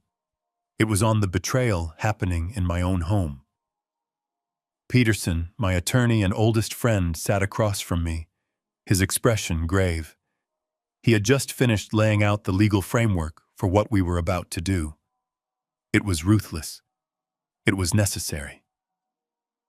"You know, Peterson," I said, my voice low, "this whole thing giving them the reins of Coleman Construction, it was never about retiring. It was a test." Peterson nodded slowly. "A loyalty test." "Yes," I replied. "I wanted to see if they could handle a little bit of power without losing their souls. I wanted to see if Ryan had the integrity to run a business that employs 200 families. I wanted to see if Brenda could be a partner, not just a spender." I took a deep breath. The air in the room felt heavy. They failed Peterson. They failed so spectacularly that it is almost impressive. I gave them a company worth $30 million, a golden goose, and their first instinct wasn't to feed it. It was to kill it and sell the meat. Peterson leaned forward, his hands clasped on the polished oak table. "It is worse than failure, Harry. It is criminal negligence. And now, with this offshore scheme, it is active fraud. If we do not stop them, they will not just bankrupt the company. They will implicate you." "I know," I said. "That is why we are done playing games." I picked up the phone on the desk. It was a secure line. I dialed a number I hadn't used in years. It rang twice before a crisp, professional voice answered. "Sterling Security," the voice said. "This is Harry Coleman," I said. "Authentication code Alpha 709er. There was a pause, then a shift in the tone. "Mr. Coleman, how can we assist you, sir?" "I need the ghost team," I said. "Tonight. Coleman Construction servers, full forensic audit. I want every email, every transaction, every deleted file from the last 6 months. And I want it done without tripping the internal alarms." "Understood, sir. We will have a team in the system within the hour. Do we have authorization to bypass the CFO's firewalls?" "You have authorization to burn the firewalls down if you have to," I said. "Just get me the evidence. I want to know where every single cent has gone. I want to know who signed the checks. I want to know who authorized the equipment transfers. Consider it done." I hung up the phone. Peterson looked at me with a mixture of admiration and concern. "You are unleashing the hounds," he said. They are not hounds. Peterson, I said, standing up and walking to the window. They are surgeons. They are going to cut out the cancer that has infected my company. Ryan thinks he is smart because he hired some kid to shred paper. He doesn't realize that digital footprints never disappear. He thinks he can hide money in the Cayman Islands. He doesn't know that I have people who can find a dime in a desert. I turned back to face him. This is the part that hurts Peterson. Ryan is my son. I changed his diapers. I taught him how to throw a baseball. I paid for his mistakes when he was a teenager. I always thought he would grow out of it. I thought he would eventually become a man. Peterson poured me another splash of scotch. Some men never grow up, Harry. They just get older and more expensive. I took the glass, but didn't drink. I stared at the amber liquid. I remember when he was 10, I said softly. He stole a candy bar from the corner store. I made him go back, return it, and apologize to the owner. He cried. He said he was sorry. I thought he learned his lesson about taking things that don't belong to him. I swirled the glass. Now he is trying to steal a $30 million company. And he is not sorry. He is just greedy. And Brenda, she is not a victim here. She is the architect. She is the one pushing him. She is the one who wants the lifestyle without the work. I set the glass down with a sharp click. Enough nostalgia. We have work to do. Peterson opened his laptop. The audit team will need about 24 hours to build a complete case, he said. They will map out the flow of funds. They will identify the shell companies. They will match the timestamps on the transfers with Ryan's login activity. By tomorrow night, we will have a dossier that could put them away for 20 years. Good, I said. But I need more than just financial records. I need proof of the conspiracy. I need to link them to the doctor. I need to prove they were planning to declare me incompetent. The team will scrape their personal emails too, Peterson said. If they used company devices or the company Wi-Fi, we will find it. I nodded. I felt a cold resolve settling over me. The sadness was fading, replaced by the familiar clarity of a job that needed doing. What about the banks, I asked. I have already drafted the letters, Peterson said. As soon as you give the signal, we will freeze the assets of Coleman Construction. We will alert the lenders that the mortgage applications are fraudulent. We will notify the Cayman authorities that the incoming funds are proceeds of crime. Not yet, I said. Wait until the audit is finished. I want them to think they are safe for a few more days. I want them to sign the final papers. I want them to commit the crime fully. Peterson raised an eyebrow. That is dangerous, Harry. If they move the money fast enough. They won't, I interrupted. They are arrogant. They think I am a senile old man who is worried about his breakfast money. They think you are out of the picture. They think they have all the time in the world. I walked over to the organizational chart Peterson had shown me earlier. I traced the line from HC Holdings down to Coleman Construction. I built this, I said. I built it with sweat and blood. I will not let them tear it down for a quick buck. I looked at Peterson. When this is over, Peterson, I am going to make some changes. Big changes. What kind of changes, he asked. I am going to find people who actually care, I said. People like Frank. I am going to bring him back. And I am going to look for young people, hungry people who want to build something real. Not just people who want to inherit it. Peterson smiled. That sounds like a plan, Harry. I checked my watch. I had to get back to the house. I had to go back to being the confused, defeated old man. I had to sit at that dinner table and listen to their lies. I had to watch them spend my money and insult my intelligence. It would be the hardest acting job of my life. I grabbed my coat. Peterson, I said at the door. Make sure the audit team looks for jewelry purchases. Jewelry, Peterson asked. Yes, I said. Brenda has been wearing a new diamond bracelet. And I saw Megan, my daughter-in-law, with a new watch. I have a feeling those weren't bought with their own savings. I will add it to the list, Peterson said. I walked out of the office and into the private elevator. As the doors closed, I felt a strange sense of peace. The machine was in motion. The gears were turning. The trap was set. They wanted to treat me like a child. They wanted to put me in a corner. Well, they were about to find out that nobody puts Harry Coleman in a corner. I stepped out into the lobby and nodded to James, the security guard. "Have a good evening, Mr. Coleman," he said. "I will, James," I said. "I really will." I walked out into the cool evening air. The city lights were coming on. It was beautiful. I caught the bus back to the suburbs. I sat in the back again. I looked at the people around me. Regular people. Honest people. People who worked for their money. I felt closer to them than I did to my own family. When I got off the bus, I walked the last mile to the estate. My legs were tired, but my spirit was soaring. I walked up the driveway. The house was lit up like a Christmas tree. I could see shadows moving in the dining room. They were probably opening another bottle of my wine. They were probably toasting to their success. I let myself in the side door. I could hear their laughter.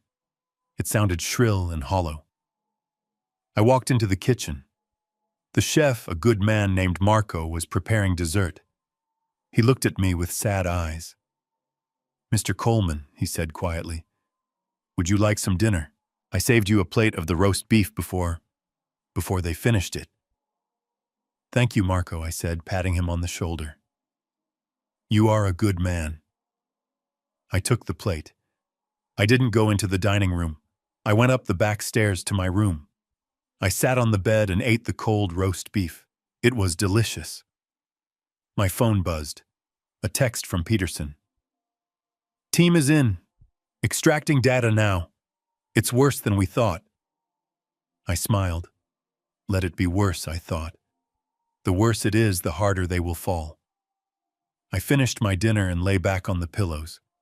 I closed my eyes. I could hear Ryan's voice downstairs, loud and booming. "To the future," he shouted.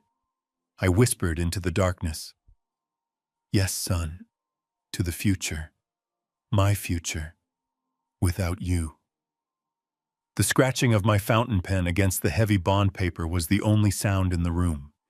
It was a rhythmic, deliberate sound, like the sharpening of a blade. I was sitting in the private conference room at the bank, a place with marble floors and ceilings so high they made you feel small. But I did not feel small today. I felt immense. Across from me sat Mr. Sterling, the senior vice president of commercial lending. He was a man who had known me for 30 years, a man who knew exactly where the bodies were buried because he had helped finance the shovels. He watched me sign the final document with a look of professional detachment, but I could see the curiosity dancing in his eyes. "There," I said, capping the pen with a satisfying click. "That reinforces the title deeds." Mr. Sterling pulled the stack of papers toward him. He adjusted his glasses and scanned the signatures. "So just to be absolutely clear for the record, Harry, you are reaffirming that the residential property located at 4400 Lakeview Drive and the commercial building at 101 Industrial Way are sole assets of HC Holdings." "Correct," I said, leaning back in the leather chair. And Sterling continued, his voice dropping a decibel. "You are confirming that the occupants of said residential property, namely Brenda Coleman, Ryan Coleman, and their extended family, have no legal claim to the title and are in effect tenants at will." "They are guests," I corrected him, my voice cold. "Guests who have overstayed their welcome, and guests who have violated the terms of their stay by attempting to sell the furniture." Sterling nodded slowly. He stamped the document. The red ink of the seal looked like blood on the white paper. "That makes the next document legally binding, then." He slid a single sheet of paper across the mahogany table. It was the eviction notice. It was a standard form, brutal in its simplicity. "Notice to vacate." It gave the occupants exactly 60 minutes to remove their personal effects from the premises before the locks were changed and law enforcement was contacted. 60 minutes to pack a lifetime of lies. I stared at the paper. I thought about the house. I had designed that house. I had picked out the marble for the foyer. I had chosen the spot for the garden where Ryan used to play. Signing this felt like burning down a church, but they had already desecrated the altar. They had turned my home into a den of thieves. I picked up the pen again. My hand hovered over the signature line. For a second, just a split second, I hesitated. I saw Ryan's face when he was a boy looking up at me with wide, innocent eyes. But then that image was replaced by the face of the man who had sat in my office and laughed while he planned to send me to a state asylum. The hesitation vanished. I signed my name. The lines were sharp, jagged. "The eviction is drafted," Sterling said, sliding the paper into a folder marked confidential. "Now about the credit lines." This was the part I had been waiting for. This was the moment I tightened the noose. "I want a total freeze," I said. Sterling opened his laptop and typed in a sequence of security codes. "Let's review the exposure. Brenda has a black card linked to the main HC Holdings operational account. Ryan has a platinum business card and 3 subsidiary cards for his wife and personal expenses. They also have access to the corporate expense account for travel and dining." "Limitless," I muttered. "They think the money falls from the sky." "As of this morning, their combined spending for the month is over $80,000, Sterling said, looking at the screen. "Mostly designer clothing, jewelry, and a deposit on a rental villa in Tuscany." "Tuscany," I let out a dry, humorless laugh. They were planning a victory lap before they had even won the race. "I want you to set a kill switch," I said. "I want every single card, every single line of credit, and every access code to be terminated simultaneously. Not a decline for insufficient funds. I want the system to flag the cards as stolen. I want the merchants to be instructed to confiscate the physical cards if they try to use them." Sterling typed for a moment, then looked up. "We can schedule that. When do you want the blackout to hit?" I looked at my watch. I calculated the timeline. Peterson's team would be finishing the forensic audit by tomorrow morning. The buyers for the equipment were expecting the contracts to be signed tomorrow afternoon. Ryan and Brenda would be feeling invincible. They would be celebrating. "Tomorrow at noon," I said. 12 o'clock sharp. That is 0 hour. Sterling nodded. 0 hour. At 12 p.m. Tomorrow, they will be financially insolvent. They will not be able to buy a stick of gum. And the mortgage applications I asked. Flagged, Sterling confirmed. The moment they try to close on the reverse mortgage or the equipment sale, the system will trigger a fraud alert. The banks will not just deny the loan.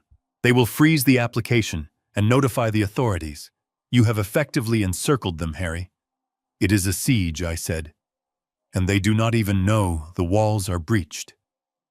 I stood up. I felt a strange mixture of exhaustion and exhilaration.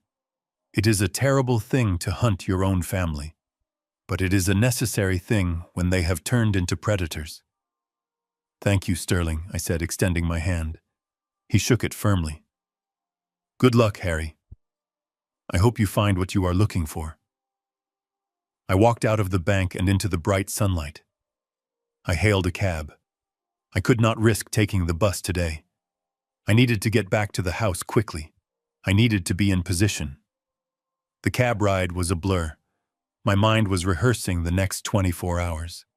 I pictured the look on Brenda's face when the waiter at her favorite lunch spot came back with her card cut in half.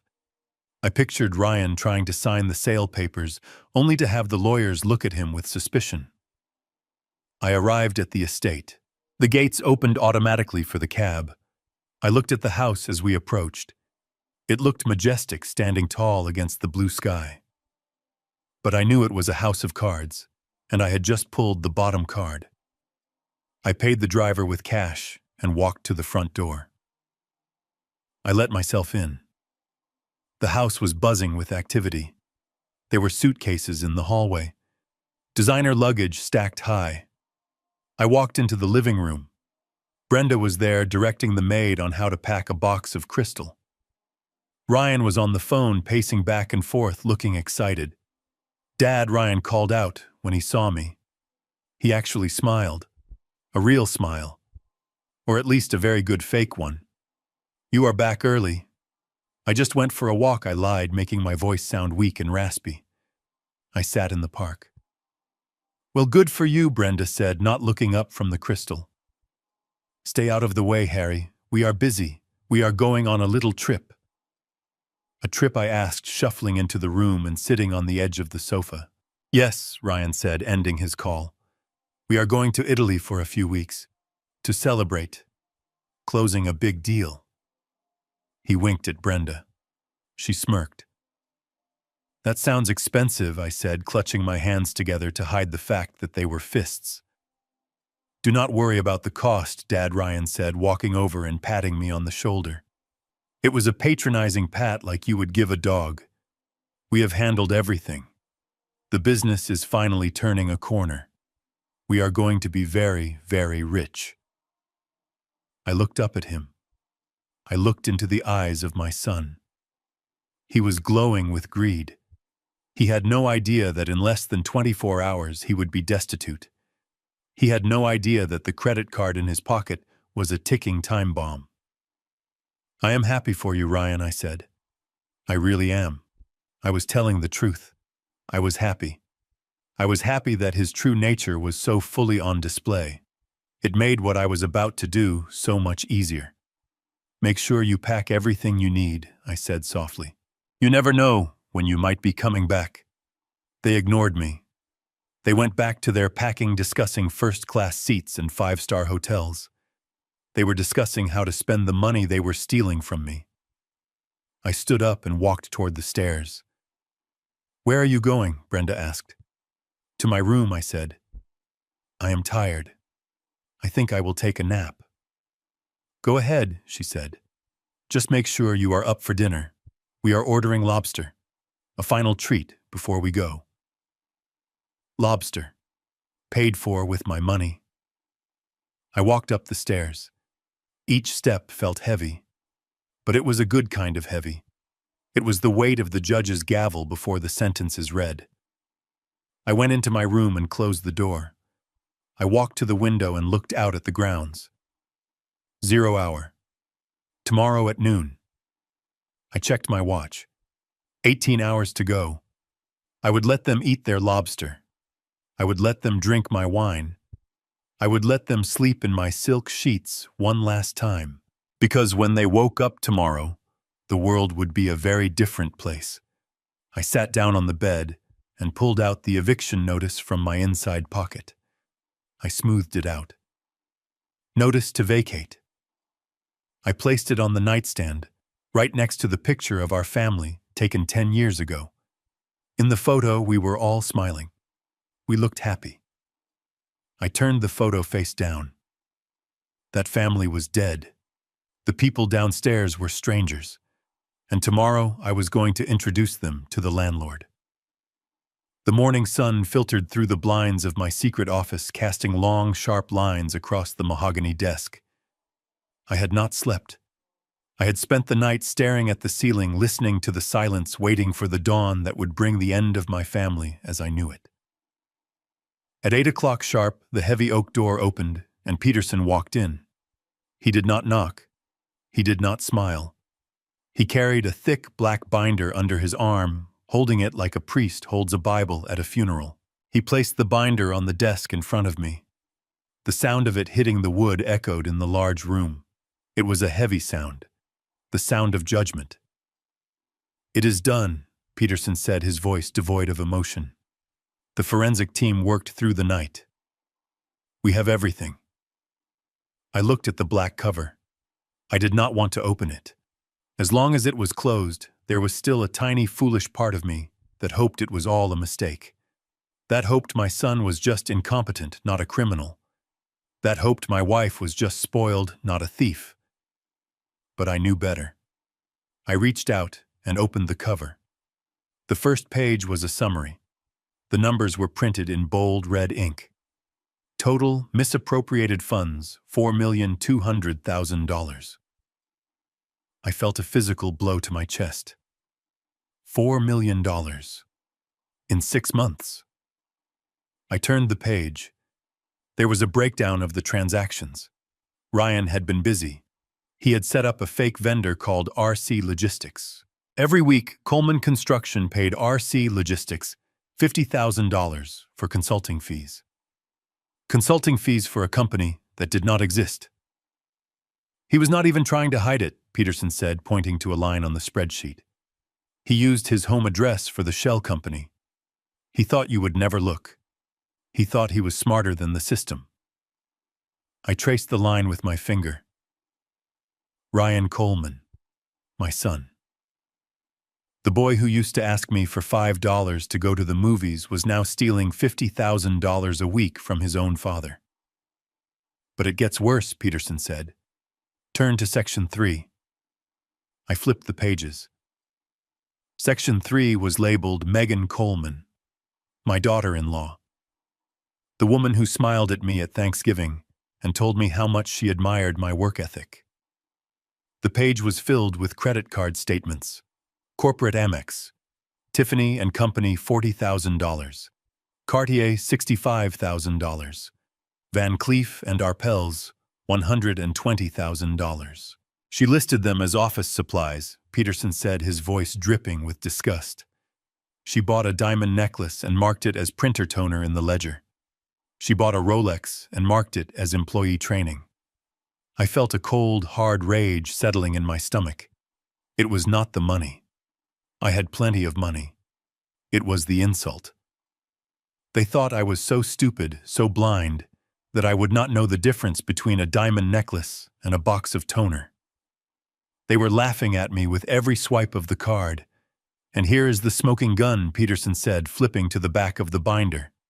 It was a copy of a wire transfer request, dated for today. $12 million. This is the sale of the heavy equipment, Peterson explained. They are selling the cranes, the bulldozers, the excavators. They are stripping the company bare. The money is set to be wired to a bank in the Cayman Islands at 2 o'clock this afternoon. I looked at the time. It was 9 in the morning. They are cutting it close, I said. They are desperate, Peterson replied. They know the company is bleeding cash because of their theft. They need this sale to cover their tracks and fund their escape to Italy. If this wire goes through, the company is dead. 200 people lose their jobs. It will not go through, I said, closing the binder. No, Peterson said. It will not, because we are going to stop them. He reached into his briefcase and pulled out a smaller folder. Inside were 3 arrest warrants. I had to call in a favor with the district attorney, Peterson said. Based on the evidence in this binder, he signed these an hour ago. Grand larceny, wire fraud, conspiracy to commit embezzlement. I looked at the names on the warrants. Ryan Coleman, Brenda Coleman, Megan Coleman, my family, my wife, my son, my daughter-in-law. I picked up the warrants. The paper felt light, but the weight of it was crushing. I was about to send my entire family to prison. I was about to become a man with no one. Are you sure about this? Harry Peterson asked softly. Once we execute these, there is no going back. You can stop it now. You can just fire them. You can just kick them out. You do not have to lock them up. I stood up and walked to the window. I looked down at the city one last time. I thought about the dinner table. I thought about Agnes calling me a freeloader. I thought about Brenda telling me to beg for breakfast money. I thought about the nursing home brochure in Ryan's trash can. They did not show me mercy. Peterson, I said, my voice hard as steel. They were going to lock me away. They were going to erase me. If I let them go, they will just find another victim. They will do this to someone else. Ryan will teach his children to do this. I turned back to face him. No. The cycle ends here. I walked back to the desk and picked up the black binder. I held it tight. This was my weapon. This was my shield. "What is the plan?" Peterson asked. I checked my watch. It is 9:30. They are at the house packing for Italy. They think they are flying out tonight. They think the money hits their account this afternoon. I put the warrants in my inside pocket. "I am going home," I said. "I am going to ask them for breakfast money one last time. I want to give them one final chance to show a shred of humanity, one final chance to confess." "And if they do not?" Peterson asked. "Then we execute the warrants," I said. "Have the police on standby. Tell them to wait down the street. When I give the signal, I want them to breach the front door." "And the signal?" Peterson asked. "I will text you," I said. One word. "Justice." Peterson nodded. He looked at me with a strange expression. Sadness, maybe, or respect. "You are a strong man, Harry," he said. "Stronger than I could ever be." "I am not strong, Peterson," I said, heading for the door. "I am just a builder. And when a building is rotten to the core, you do not paint over it. You tear it down." I walked out of the office. The binder was heavy under my arm. The ride down in the elevator felt like a descent into the underworld. I walked out onto the street and hailed a cab. "To the suburbs," I told the driver, "and do not spare the horses." As the city faded behind me, I opened the binder again. I looked at the picture of the diamond necklace Megan had bought. It was beautiful. It would look very nice in the evidence locker. I looked at the transfer for the $12 million. Freedom, Ryan had written on the brochure. He was right. He was buying freedom. But not for him. He was buying freedom for me. Freedom from his lies. Freedom from his greed. Freedom from the burden of trying to save a son who did not want to be saved. The cab pulled up to the estate gates. They were open. I could see a moving truck in the driveway. They were not just taking clothes. They were taking furniture. They were taking paintings. They were looting the palace before they burned it down. I paid the driver and stepped out. The sun was shining. Birds were singing.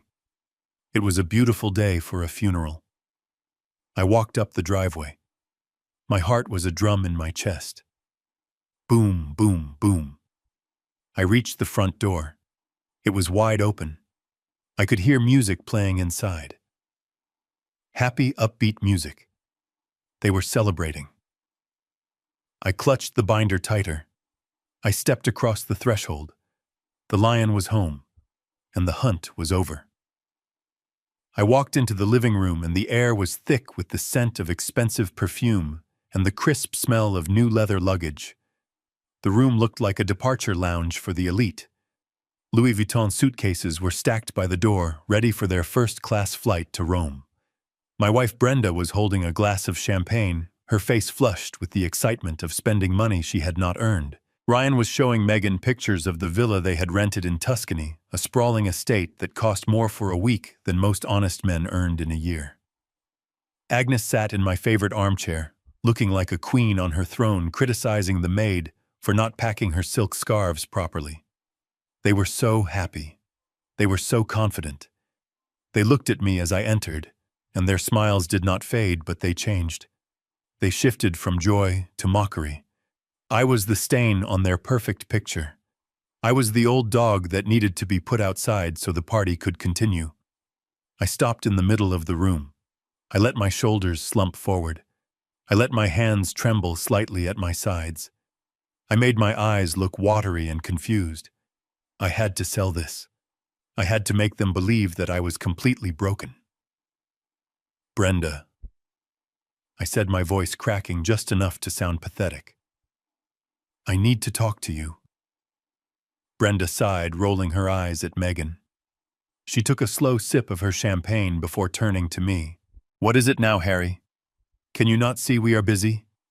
The car will be here in an hour." "It is about breakfast," I said, looking down at my shoes. "I went to the store to get some eggs, but..." I think I lost the card. The one you gave me. I cannot find it anywhere.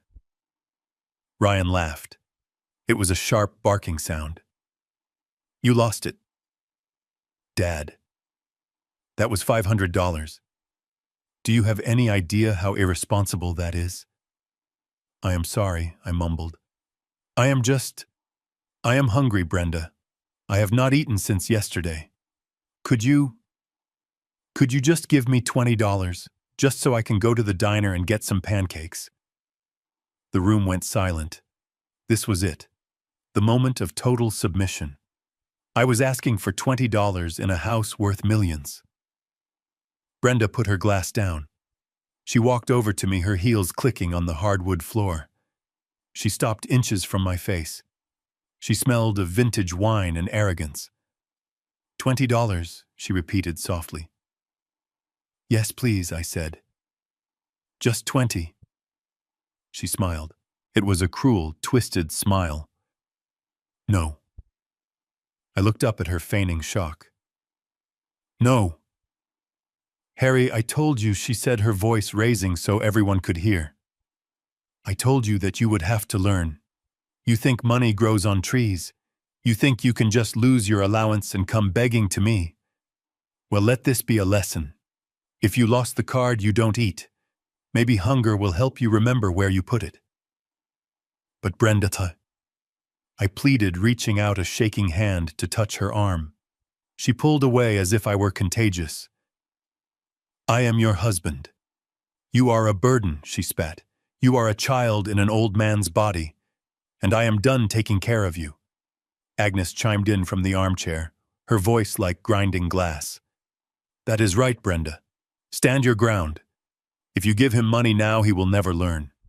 Without money, men are just noise. Keep him poor, and you keep him obedient. That is how you train a dog, and that is how you train a husband. Ryan walked over, shaking his head. Dad, honestly, this is embarrassing. You are embarrassing yourself. Just go to your room. We will leave some crackers out for you before we go to the airport. Crackers. I looked at them. Ryan, my son. Megan, who was currently wearing a diamond necklace she stole from my company. Brenda, the woman I had loved for 40 years. Agnes, the leech I had fed for decades. They were enjoying this. They were feeding on my humiliation. It made them feel powerful. It justified what they were doing. In their minds, I was weak, so I deserved to be crushed. I looked at the grandfather clock in the corner. Tick, tock. The big hand moved. It clicked into place at the top of the hour. 12 o'clock. 0 hour. I took a deep breath. I held it for a second, then released it. And then the sound of the future arrived. It started with Brenda's phone. A sharp, insistent ping. Then another. Then a rapid-fire series of vibrations on the table.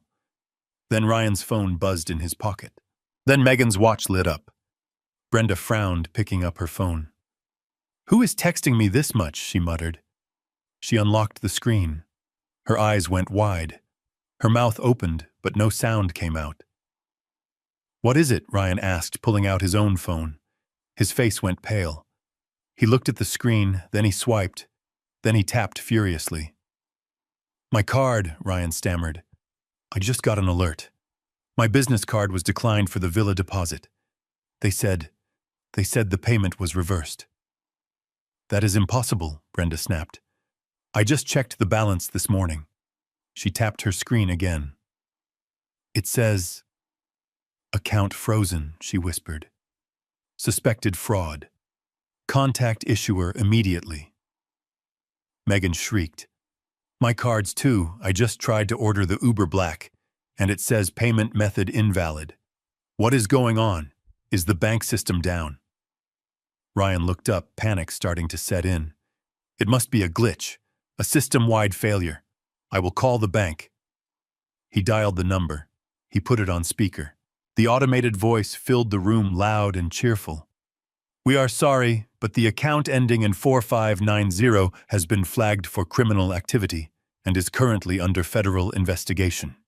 If you are the account holder, please remain on the line for law enforcement. Ryan dropped the phone. It hit the floor with a thud. Criminal activity, Agnes wheezed. What did you do, you idiot? You triggered an audit. I did not do anything, Ryan yelled. We were careful, I stood up. I did not stand up like the old man who wanted pancakes. I stood up like the man who built skyscrapers. I straightened my spine. The tremble in my hands vanished instantly. I buttoned my jacket with steady, precise movements. I looked at them and the mask fell away. My eyes were no longer watery. They were clear cold and hard as granite. It was not a glitch, Ryan, I said. My voice was deep and resonant, filling the room. They all turned to look at me. They looked confused, like they were seeing a stranger. Brenda said, her voice shaking. What are you talking about? I walked over to the table where the champagne was sitting. I picked up the bottle. I looked at the label. You told me I would have to beg for every penny, Brenda, I said calmly. You told me that without money I am just noise. I poured the expensive champagne onto the floor. It splashed onto the Persian rug, foaming and bubbling. Well, I have some bad news for you, I continued. You are the ones who are broke. Dad, Ryan stepped forward, trying to regain control. Dad, stop it. Did you call the bank? Did you mess with the accounts? You do not know what you are doing. You are going to ruin the trip. I turned on him. The intensity of my gaze stopped him in his tracks. I know exactly what I am doing, I said. I am the primary account holder. I am the chairman of the board. And I am the man who just cut you off. What do you mean? Brenda whispered. I mean that the cards you are holding are plastic trash, I said. I mean that the villa in Italy is gone. I mean that the first-class tickets are cancelled. You cannot do that, Megan screamed. We are authorized users. You were authorized users on the accounts of HC Holdings, I roared. My company, my money. And as of 12 o'clock today, HC Holdings has terminated all subsidiary privileges due to gross misconduct and theft. Theft, Agnes gasped. How dare you? I reached into my jacket pocket. I did not pull out a handkerchief. I pulled out the black binder that Peterson had given me. It was heavy. I threw it. I did not hand it to them. I threw it across the room. It spun through the air and crashed into Ryan's chest. He stumbled back, clutching it. Open it, I commanded. Ryan's hands were shaking now. Real shaking, not the fake kind I had used earlier. He opened the binder. He saw the red numbers. He saw the list of shell companies. He saw the emails he thought were deleted. How? He whispered. How did you get this? You thought I was senile, I said, stepping closer to him.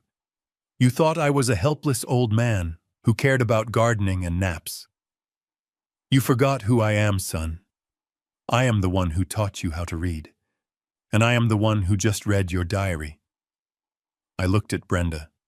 She was pale as a sheet, clutching the sofa for support. You wanted to put me in a home, Brenda, I said softly. A state-funded facility. You wanted to drug me and forget me while you spent my life's work. Harry. No, that was just a contingency, she stammered. Liar, I shouted. The sound echoed off the walls, and then another sound joined it, the sound of sirens, heavy wailing sirens coming up the driveway. Not one car, 3 cars. They froze. The color drained from their faces completely. I walked to the front door and opened it wide. Peterson was standing there. Behind him were 4 police officers and 2 men in dark suits with FBI badges. Peterson walked in. He looked at the luggage. He looked at the champagne on the floor. He looked at my family huddled together like frightened sheep. Mr. Coleman, Peterson said, Is everyone present? Yes, Peterson, I said. The whole gang is here. One of the FBI agents stepped forward. Ryan Coleman, Brenda Coleman, Megan Coleman.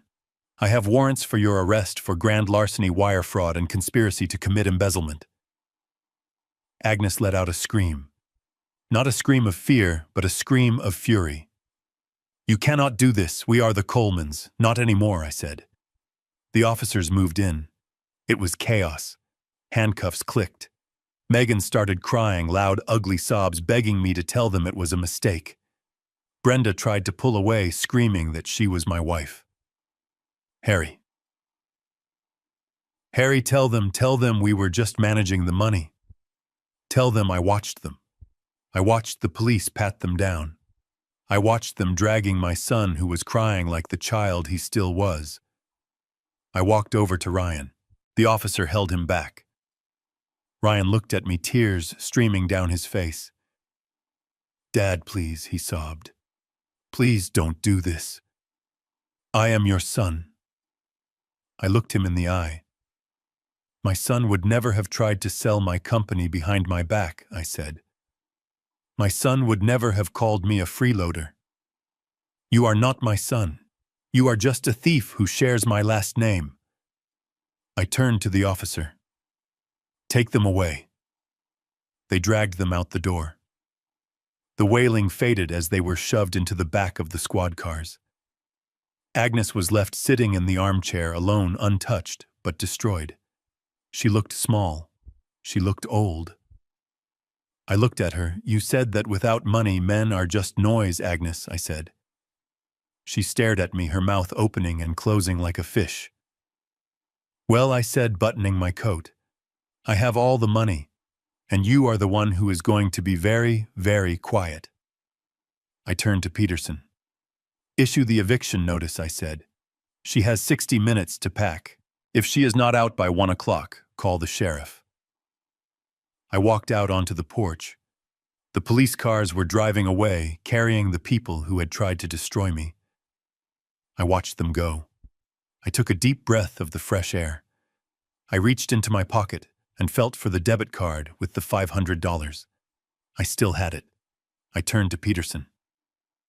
"Peterson," I said. "Yes, Harry. I am starving. Let's go get some pancakes. My treat." Peterson smiled. "It would be my honor, Harry." We walked down the steps, leaving the empty house behind. The war was over, and for the first time in a long time the Lion was full. The metallic click of the handcuffs was the loudest sound I had ever heard in that house. It cut through the sobbing and the screaming like a knife. I watched as the officer pulled Ryan's arms behind his back. My son, who had spent his life in soft suits and comfortable chairs, flinched at the cold touch of the steel. He looked at me, his eyes wide with a terror I had never seen in him before. It was the terror of a man who realizes that the safety net he has jumped into his entire life is no longer there. "Dad, please." Ryan stammered, his face pressed against the Persian rug where I had poured the champagne. "You have to stop this. This is a mistake. I can fix it. I can put the money back. We can work this out." I looked down at him. There was no anger left in me, only a deep, hollow fatigue. "You cannot put the money back, Ryan," I said quietly. "You cannot put trust back once you have shredded it. You cannot put a father's love back once you have sold it for a villa in Tuscany." The officer pulled him up. Ryan stumbled, his expensive Italian loafers sliding on the wet floor. He looked small.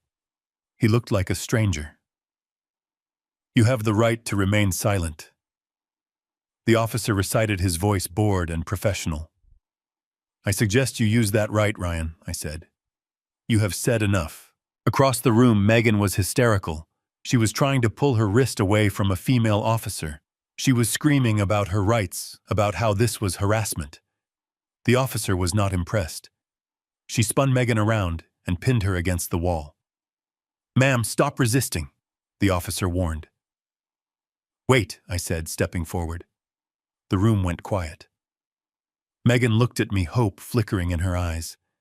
She thought I was going to save her. She thought the old soft Harry was back. I walked up to her. I pointed a finger at her neck.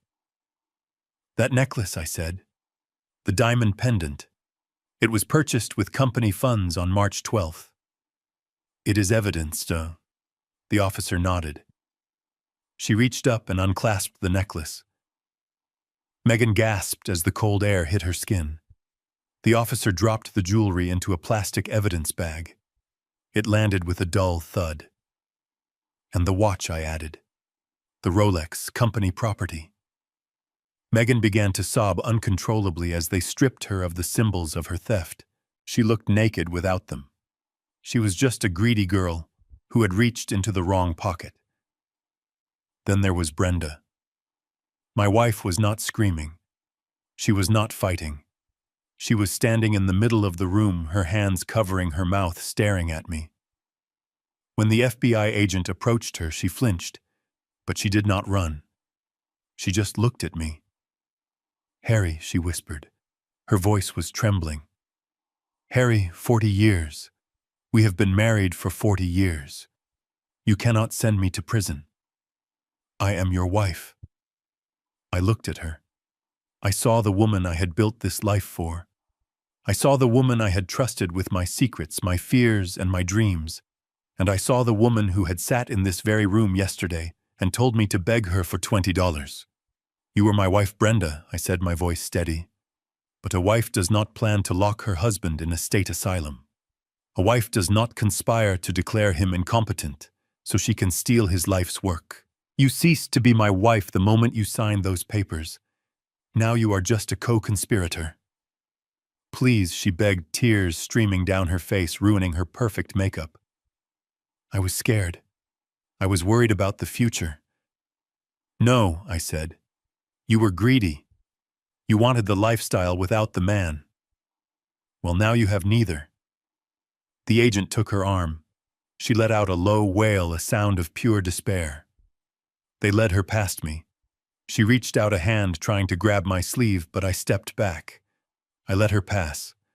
I watched them walk out the front door, the red and blue lights of the police cruisers flashing against the walls of the hallway. The house fell silent except for the heavy breathing of one person, Agnes. My mother-in-law was still sitting in the armchair. She had not moved. She looked like a melted wax statue. Her face was pale, her eyes staring blankly at the open door where her daughter and grandson had just been taken away. She was gripping the armrests so tightly, her knuckles were yellow. She was not in handcuffs. She had been careful. She had never signed the checks. She had never sent the emails. She was the poison whisperer, the one who encouraged the crime, but never touched the weapon. I walked over to her.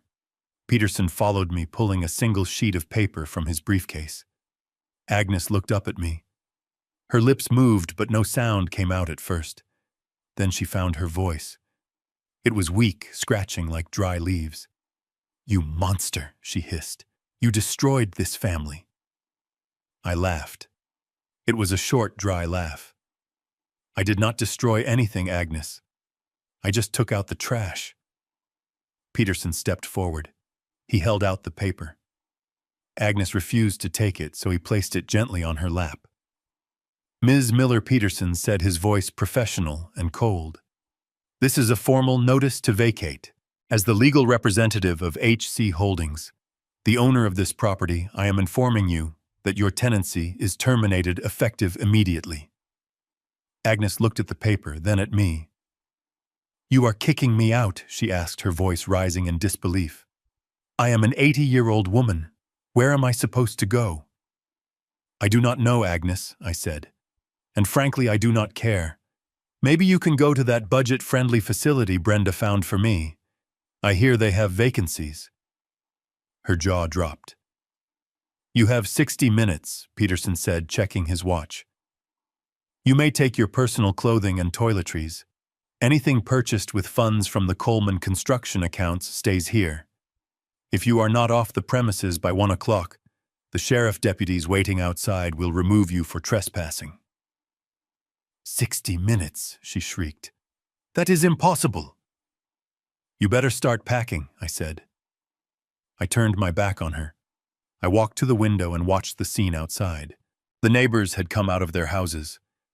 They were standing on their lawns watching as Ryan and Brenda were placed into the back of the police cars. The shame was public. The humiliation was absolute. I heard Agnes scrambling out of the chair behind me. I heard her cursing, muttering vile things about me as she dragged her suitcase toward the stairs. She was moving faster than I had ever seen her move. Fear is a powerful motivator. I stood there for the full hour. I listened to the sounds of my house being purged. I heard the frantic zipping of zippers. I heard the thud of suitcases being dragged down the stairs. At 12:55, Agnes appeared in the hallway. She was dragging 2 large bags. She was sweating. Her hair was a mess. She looked at me one last time. There was hate in her eyes, pure and undiluted. "I hope you rot in this big empty house," she spat. "You will die alone." I looked at her. I felt a strange sense of peace. "I would rather die alone than live with snakes," I said. She huffed and dragged her bags out the door. Peterson followed her to ensure she left the property. I watched her struggle down the driveway, a bitter old woman who had gambled everything on her daughter's greed and lost. When she reached the gate, Peterson closed it behind her. The automatic lock clicked shut. It was over. The police cars were gone. The neighbors had gone back inside, their curiosity satisfied. The driveway was empty. I turned back to the room. It was messy. The champagne was drying on the rug. The furniture was askew, but the air felt lighter. The heaviness that had pressed down on my chest for months was gone. Peterson walked back into the house. He looked at me and nodded. "They are gone, Harry. The house is yours." I looked around. It was a big house, too big for one man.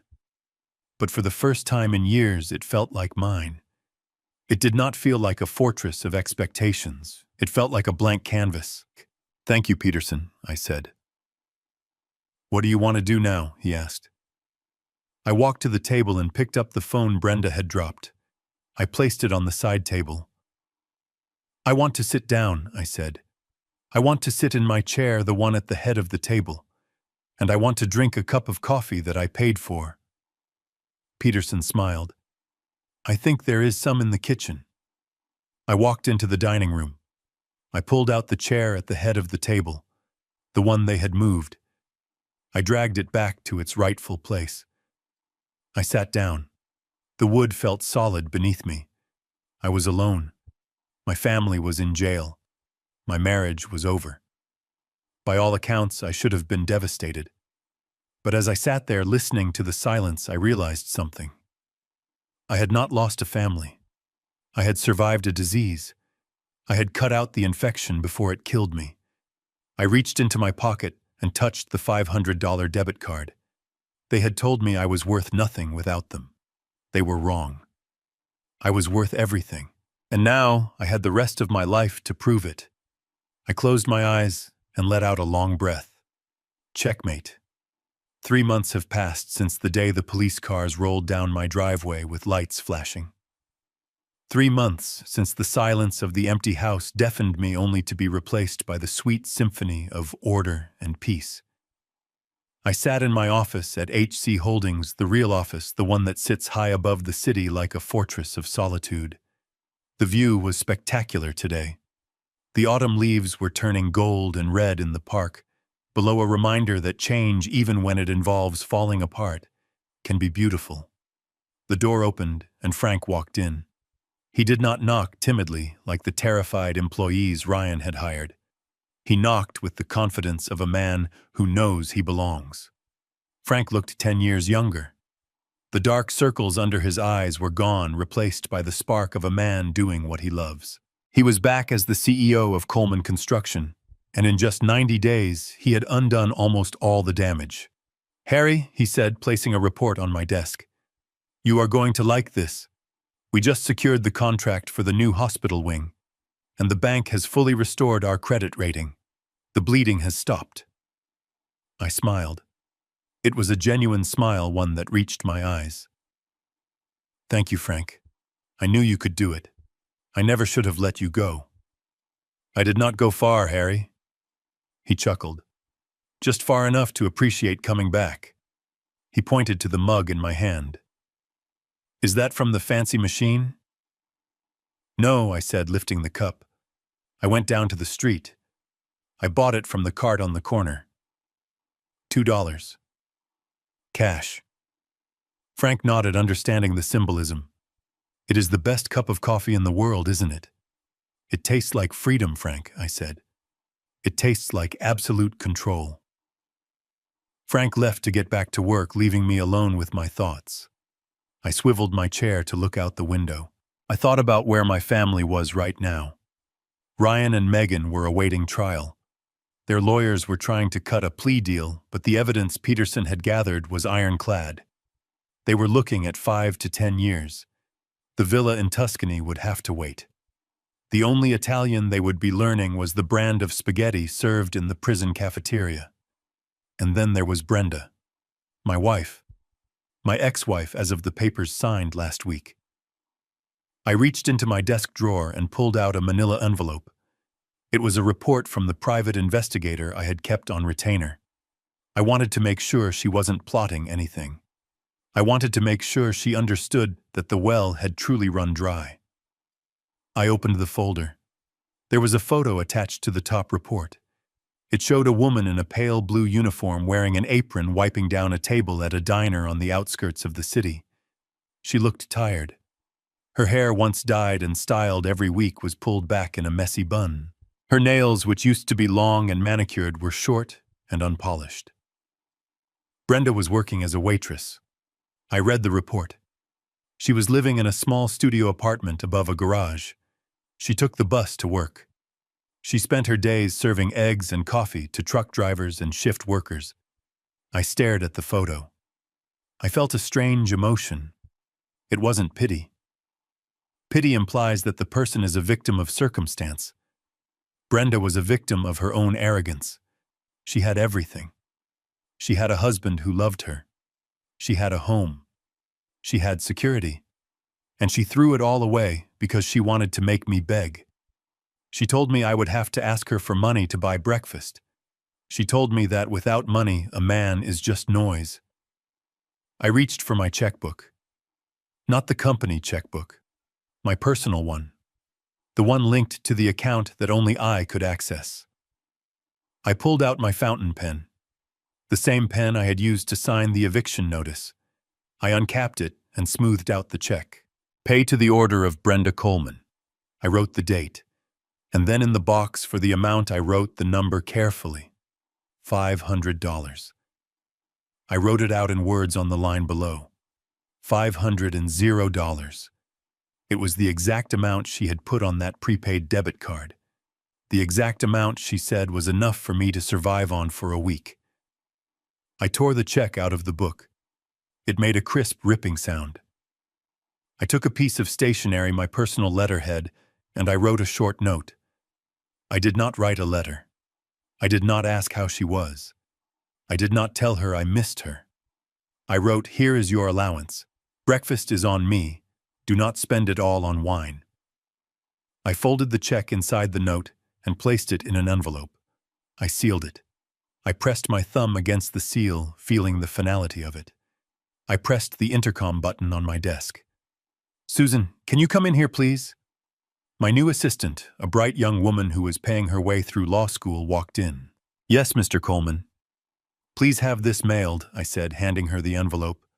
"Certified mail. I want to make sure she receives it personally." "Consider it done," she said, taking the envelope.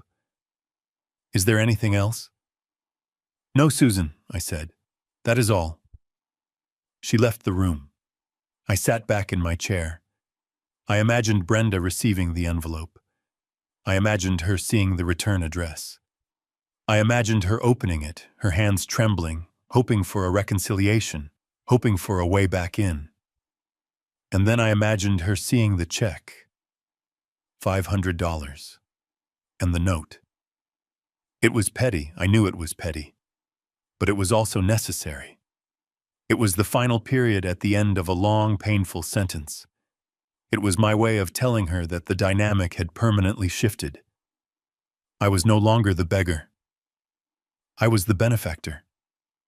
And she was finally learning the value of $1. I took another sip of my coffee. It was cold now, but it didn't matter. I felt warm inside. I looked around my office. It was quiet. For a long time, I was afraid of this silence. I thought silence meant loneliness. I thought that a full house, even a house full of vipers, was better than an empty one. I was wrong. Silence is not empty. It is full of answers. It is full of peace.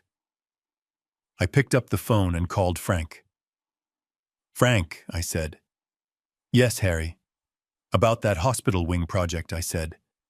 "Let's double the donation to the pediatric center." "Double it?" Frank asked. "That is a lot of money, Harry." "I know," I said, looking at the empty spot on my desk where the picture of my family used to be. "But I have realized something, Frank. Money is like water. If you hoard it, it stagnates and rots. If you let it flow, it brings life. I want my money to build things, not to destroy people." "I understand," Harry, Frank said softly. "I will draw up the paperwork." I hung up the phone. I stood up and walked to the window one last time. The sun was setting, casting a golden glow over the city of Chicago. I was 72 years old. I was single. My son was in jail. My ex-wife was a waitress. By society's standards, my personal life was a disaster. But as I watched the lights of the city flicker on one by one, I felt a profound sense of gratitude. I had my dignity. I had my sanity. I had my company. And most importantly, I had the truth. I wasn't a freeloader.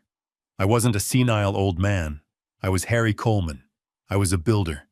And I was just getting started on my greatest project yet. A life lived on my own terms. The lion was not sleeping. The lion was awake. And for the first time in years, the jungle was quiet.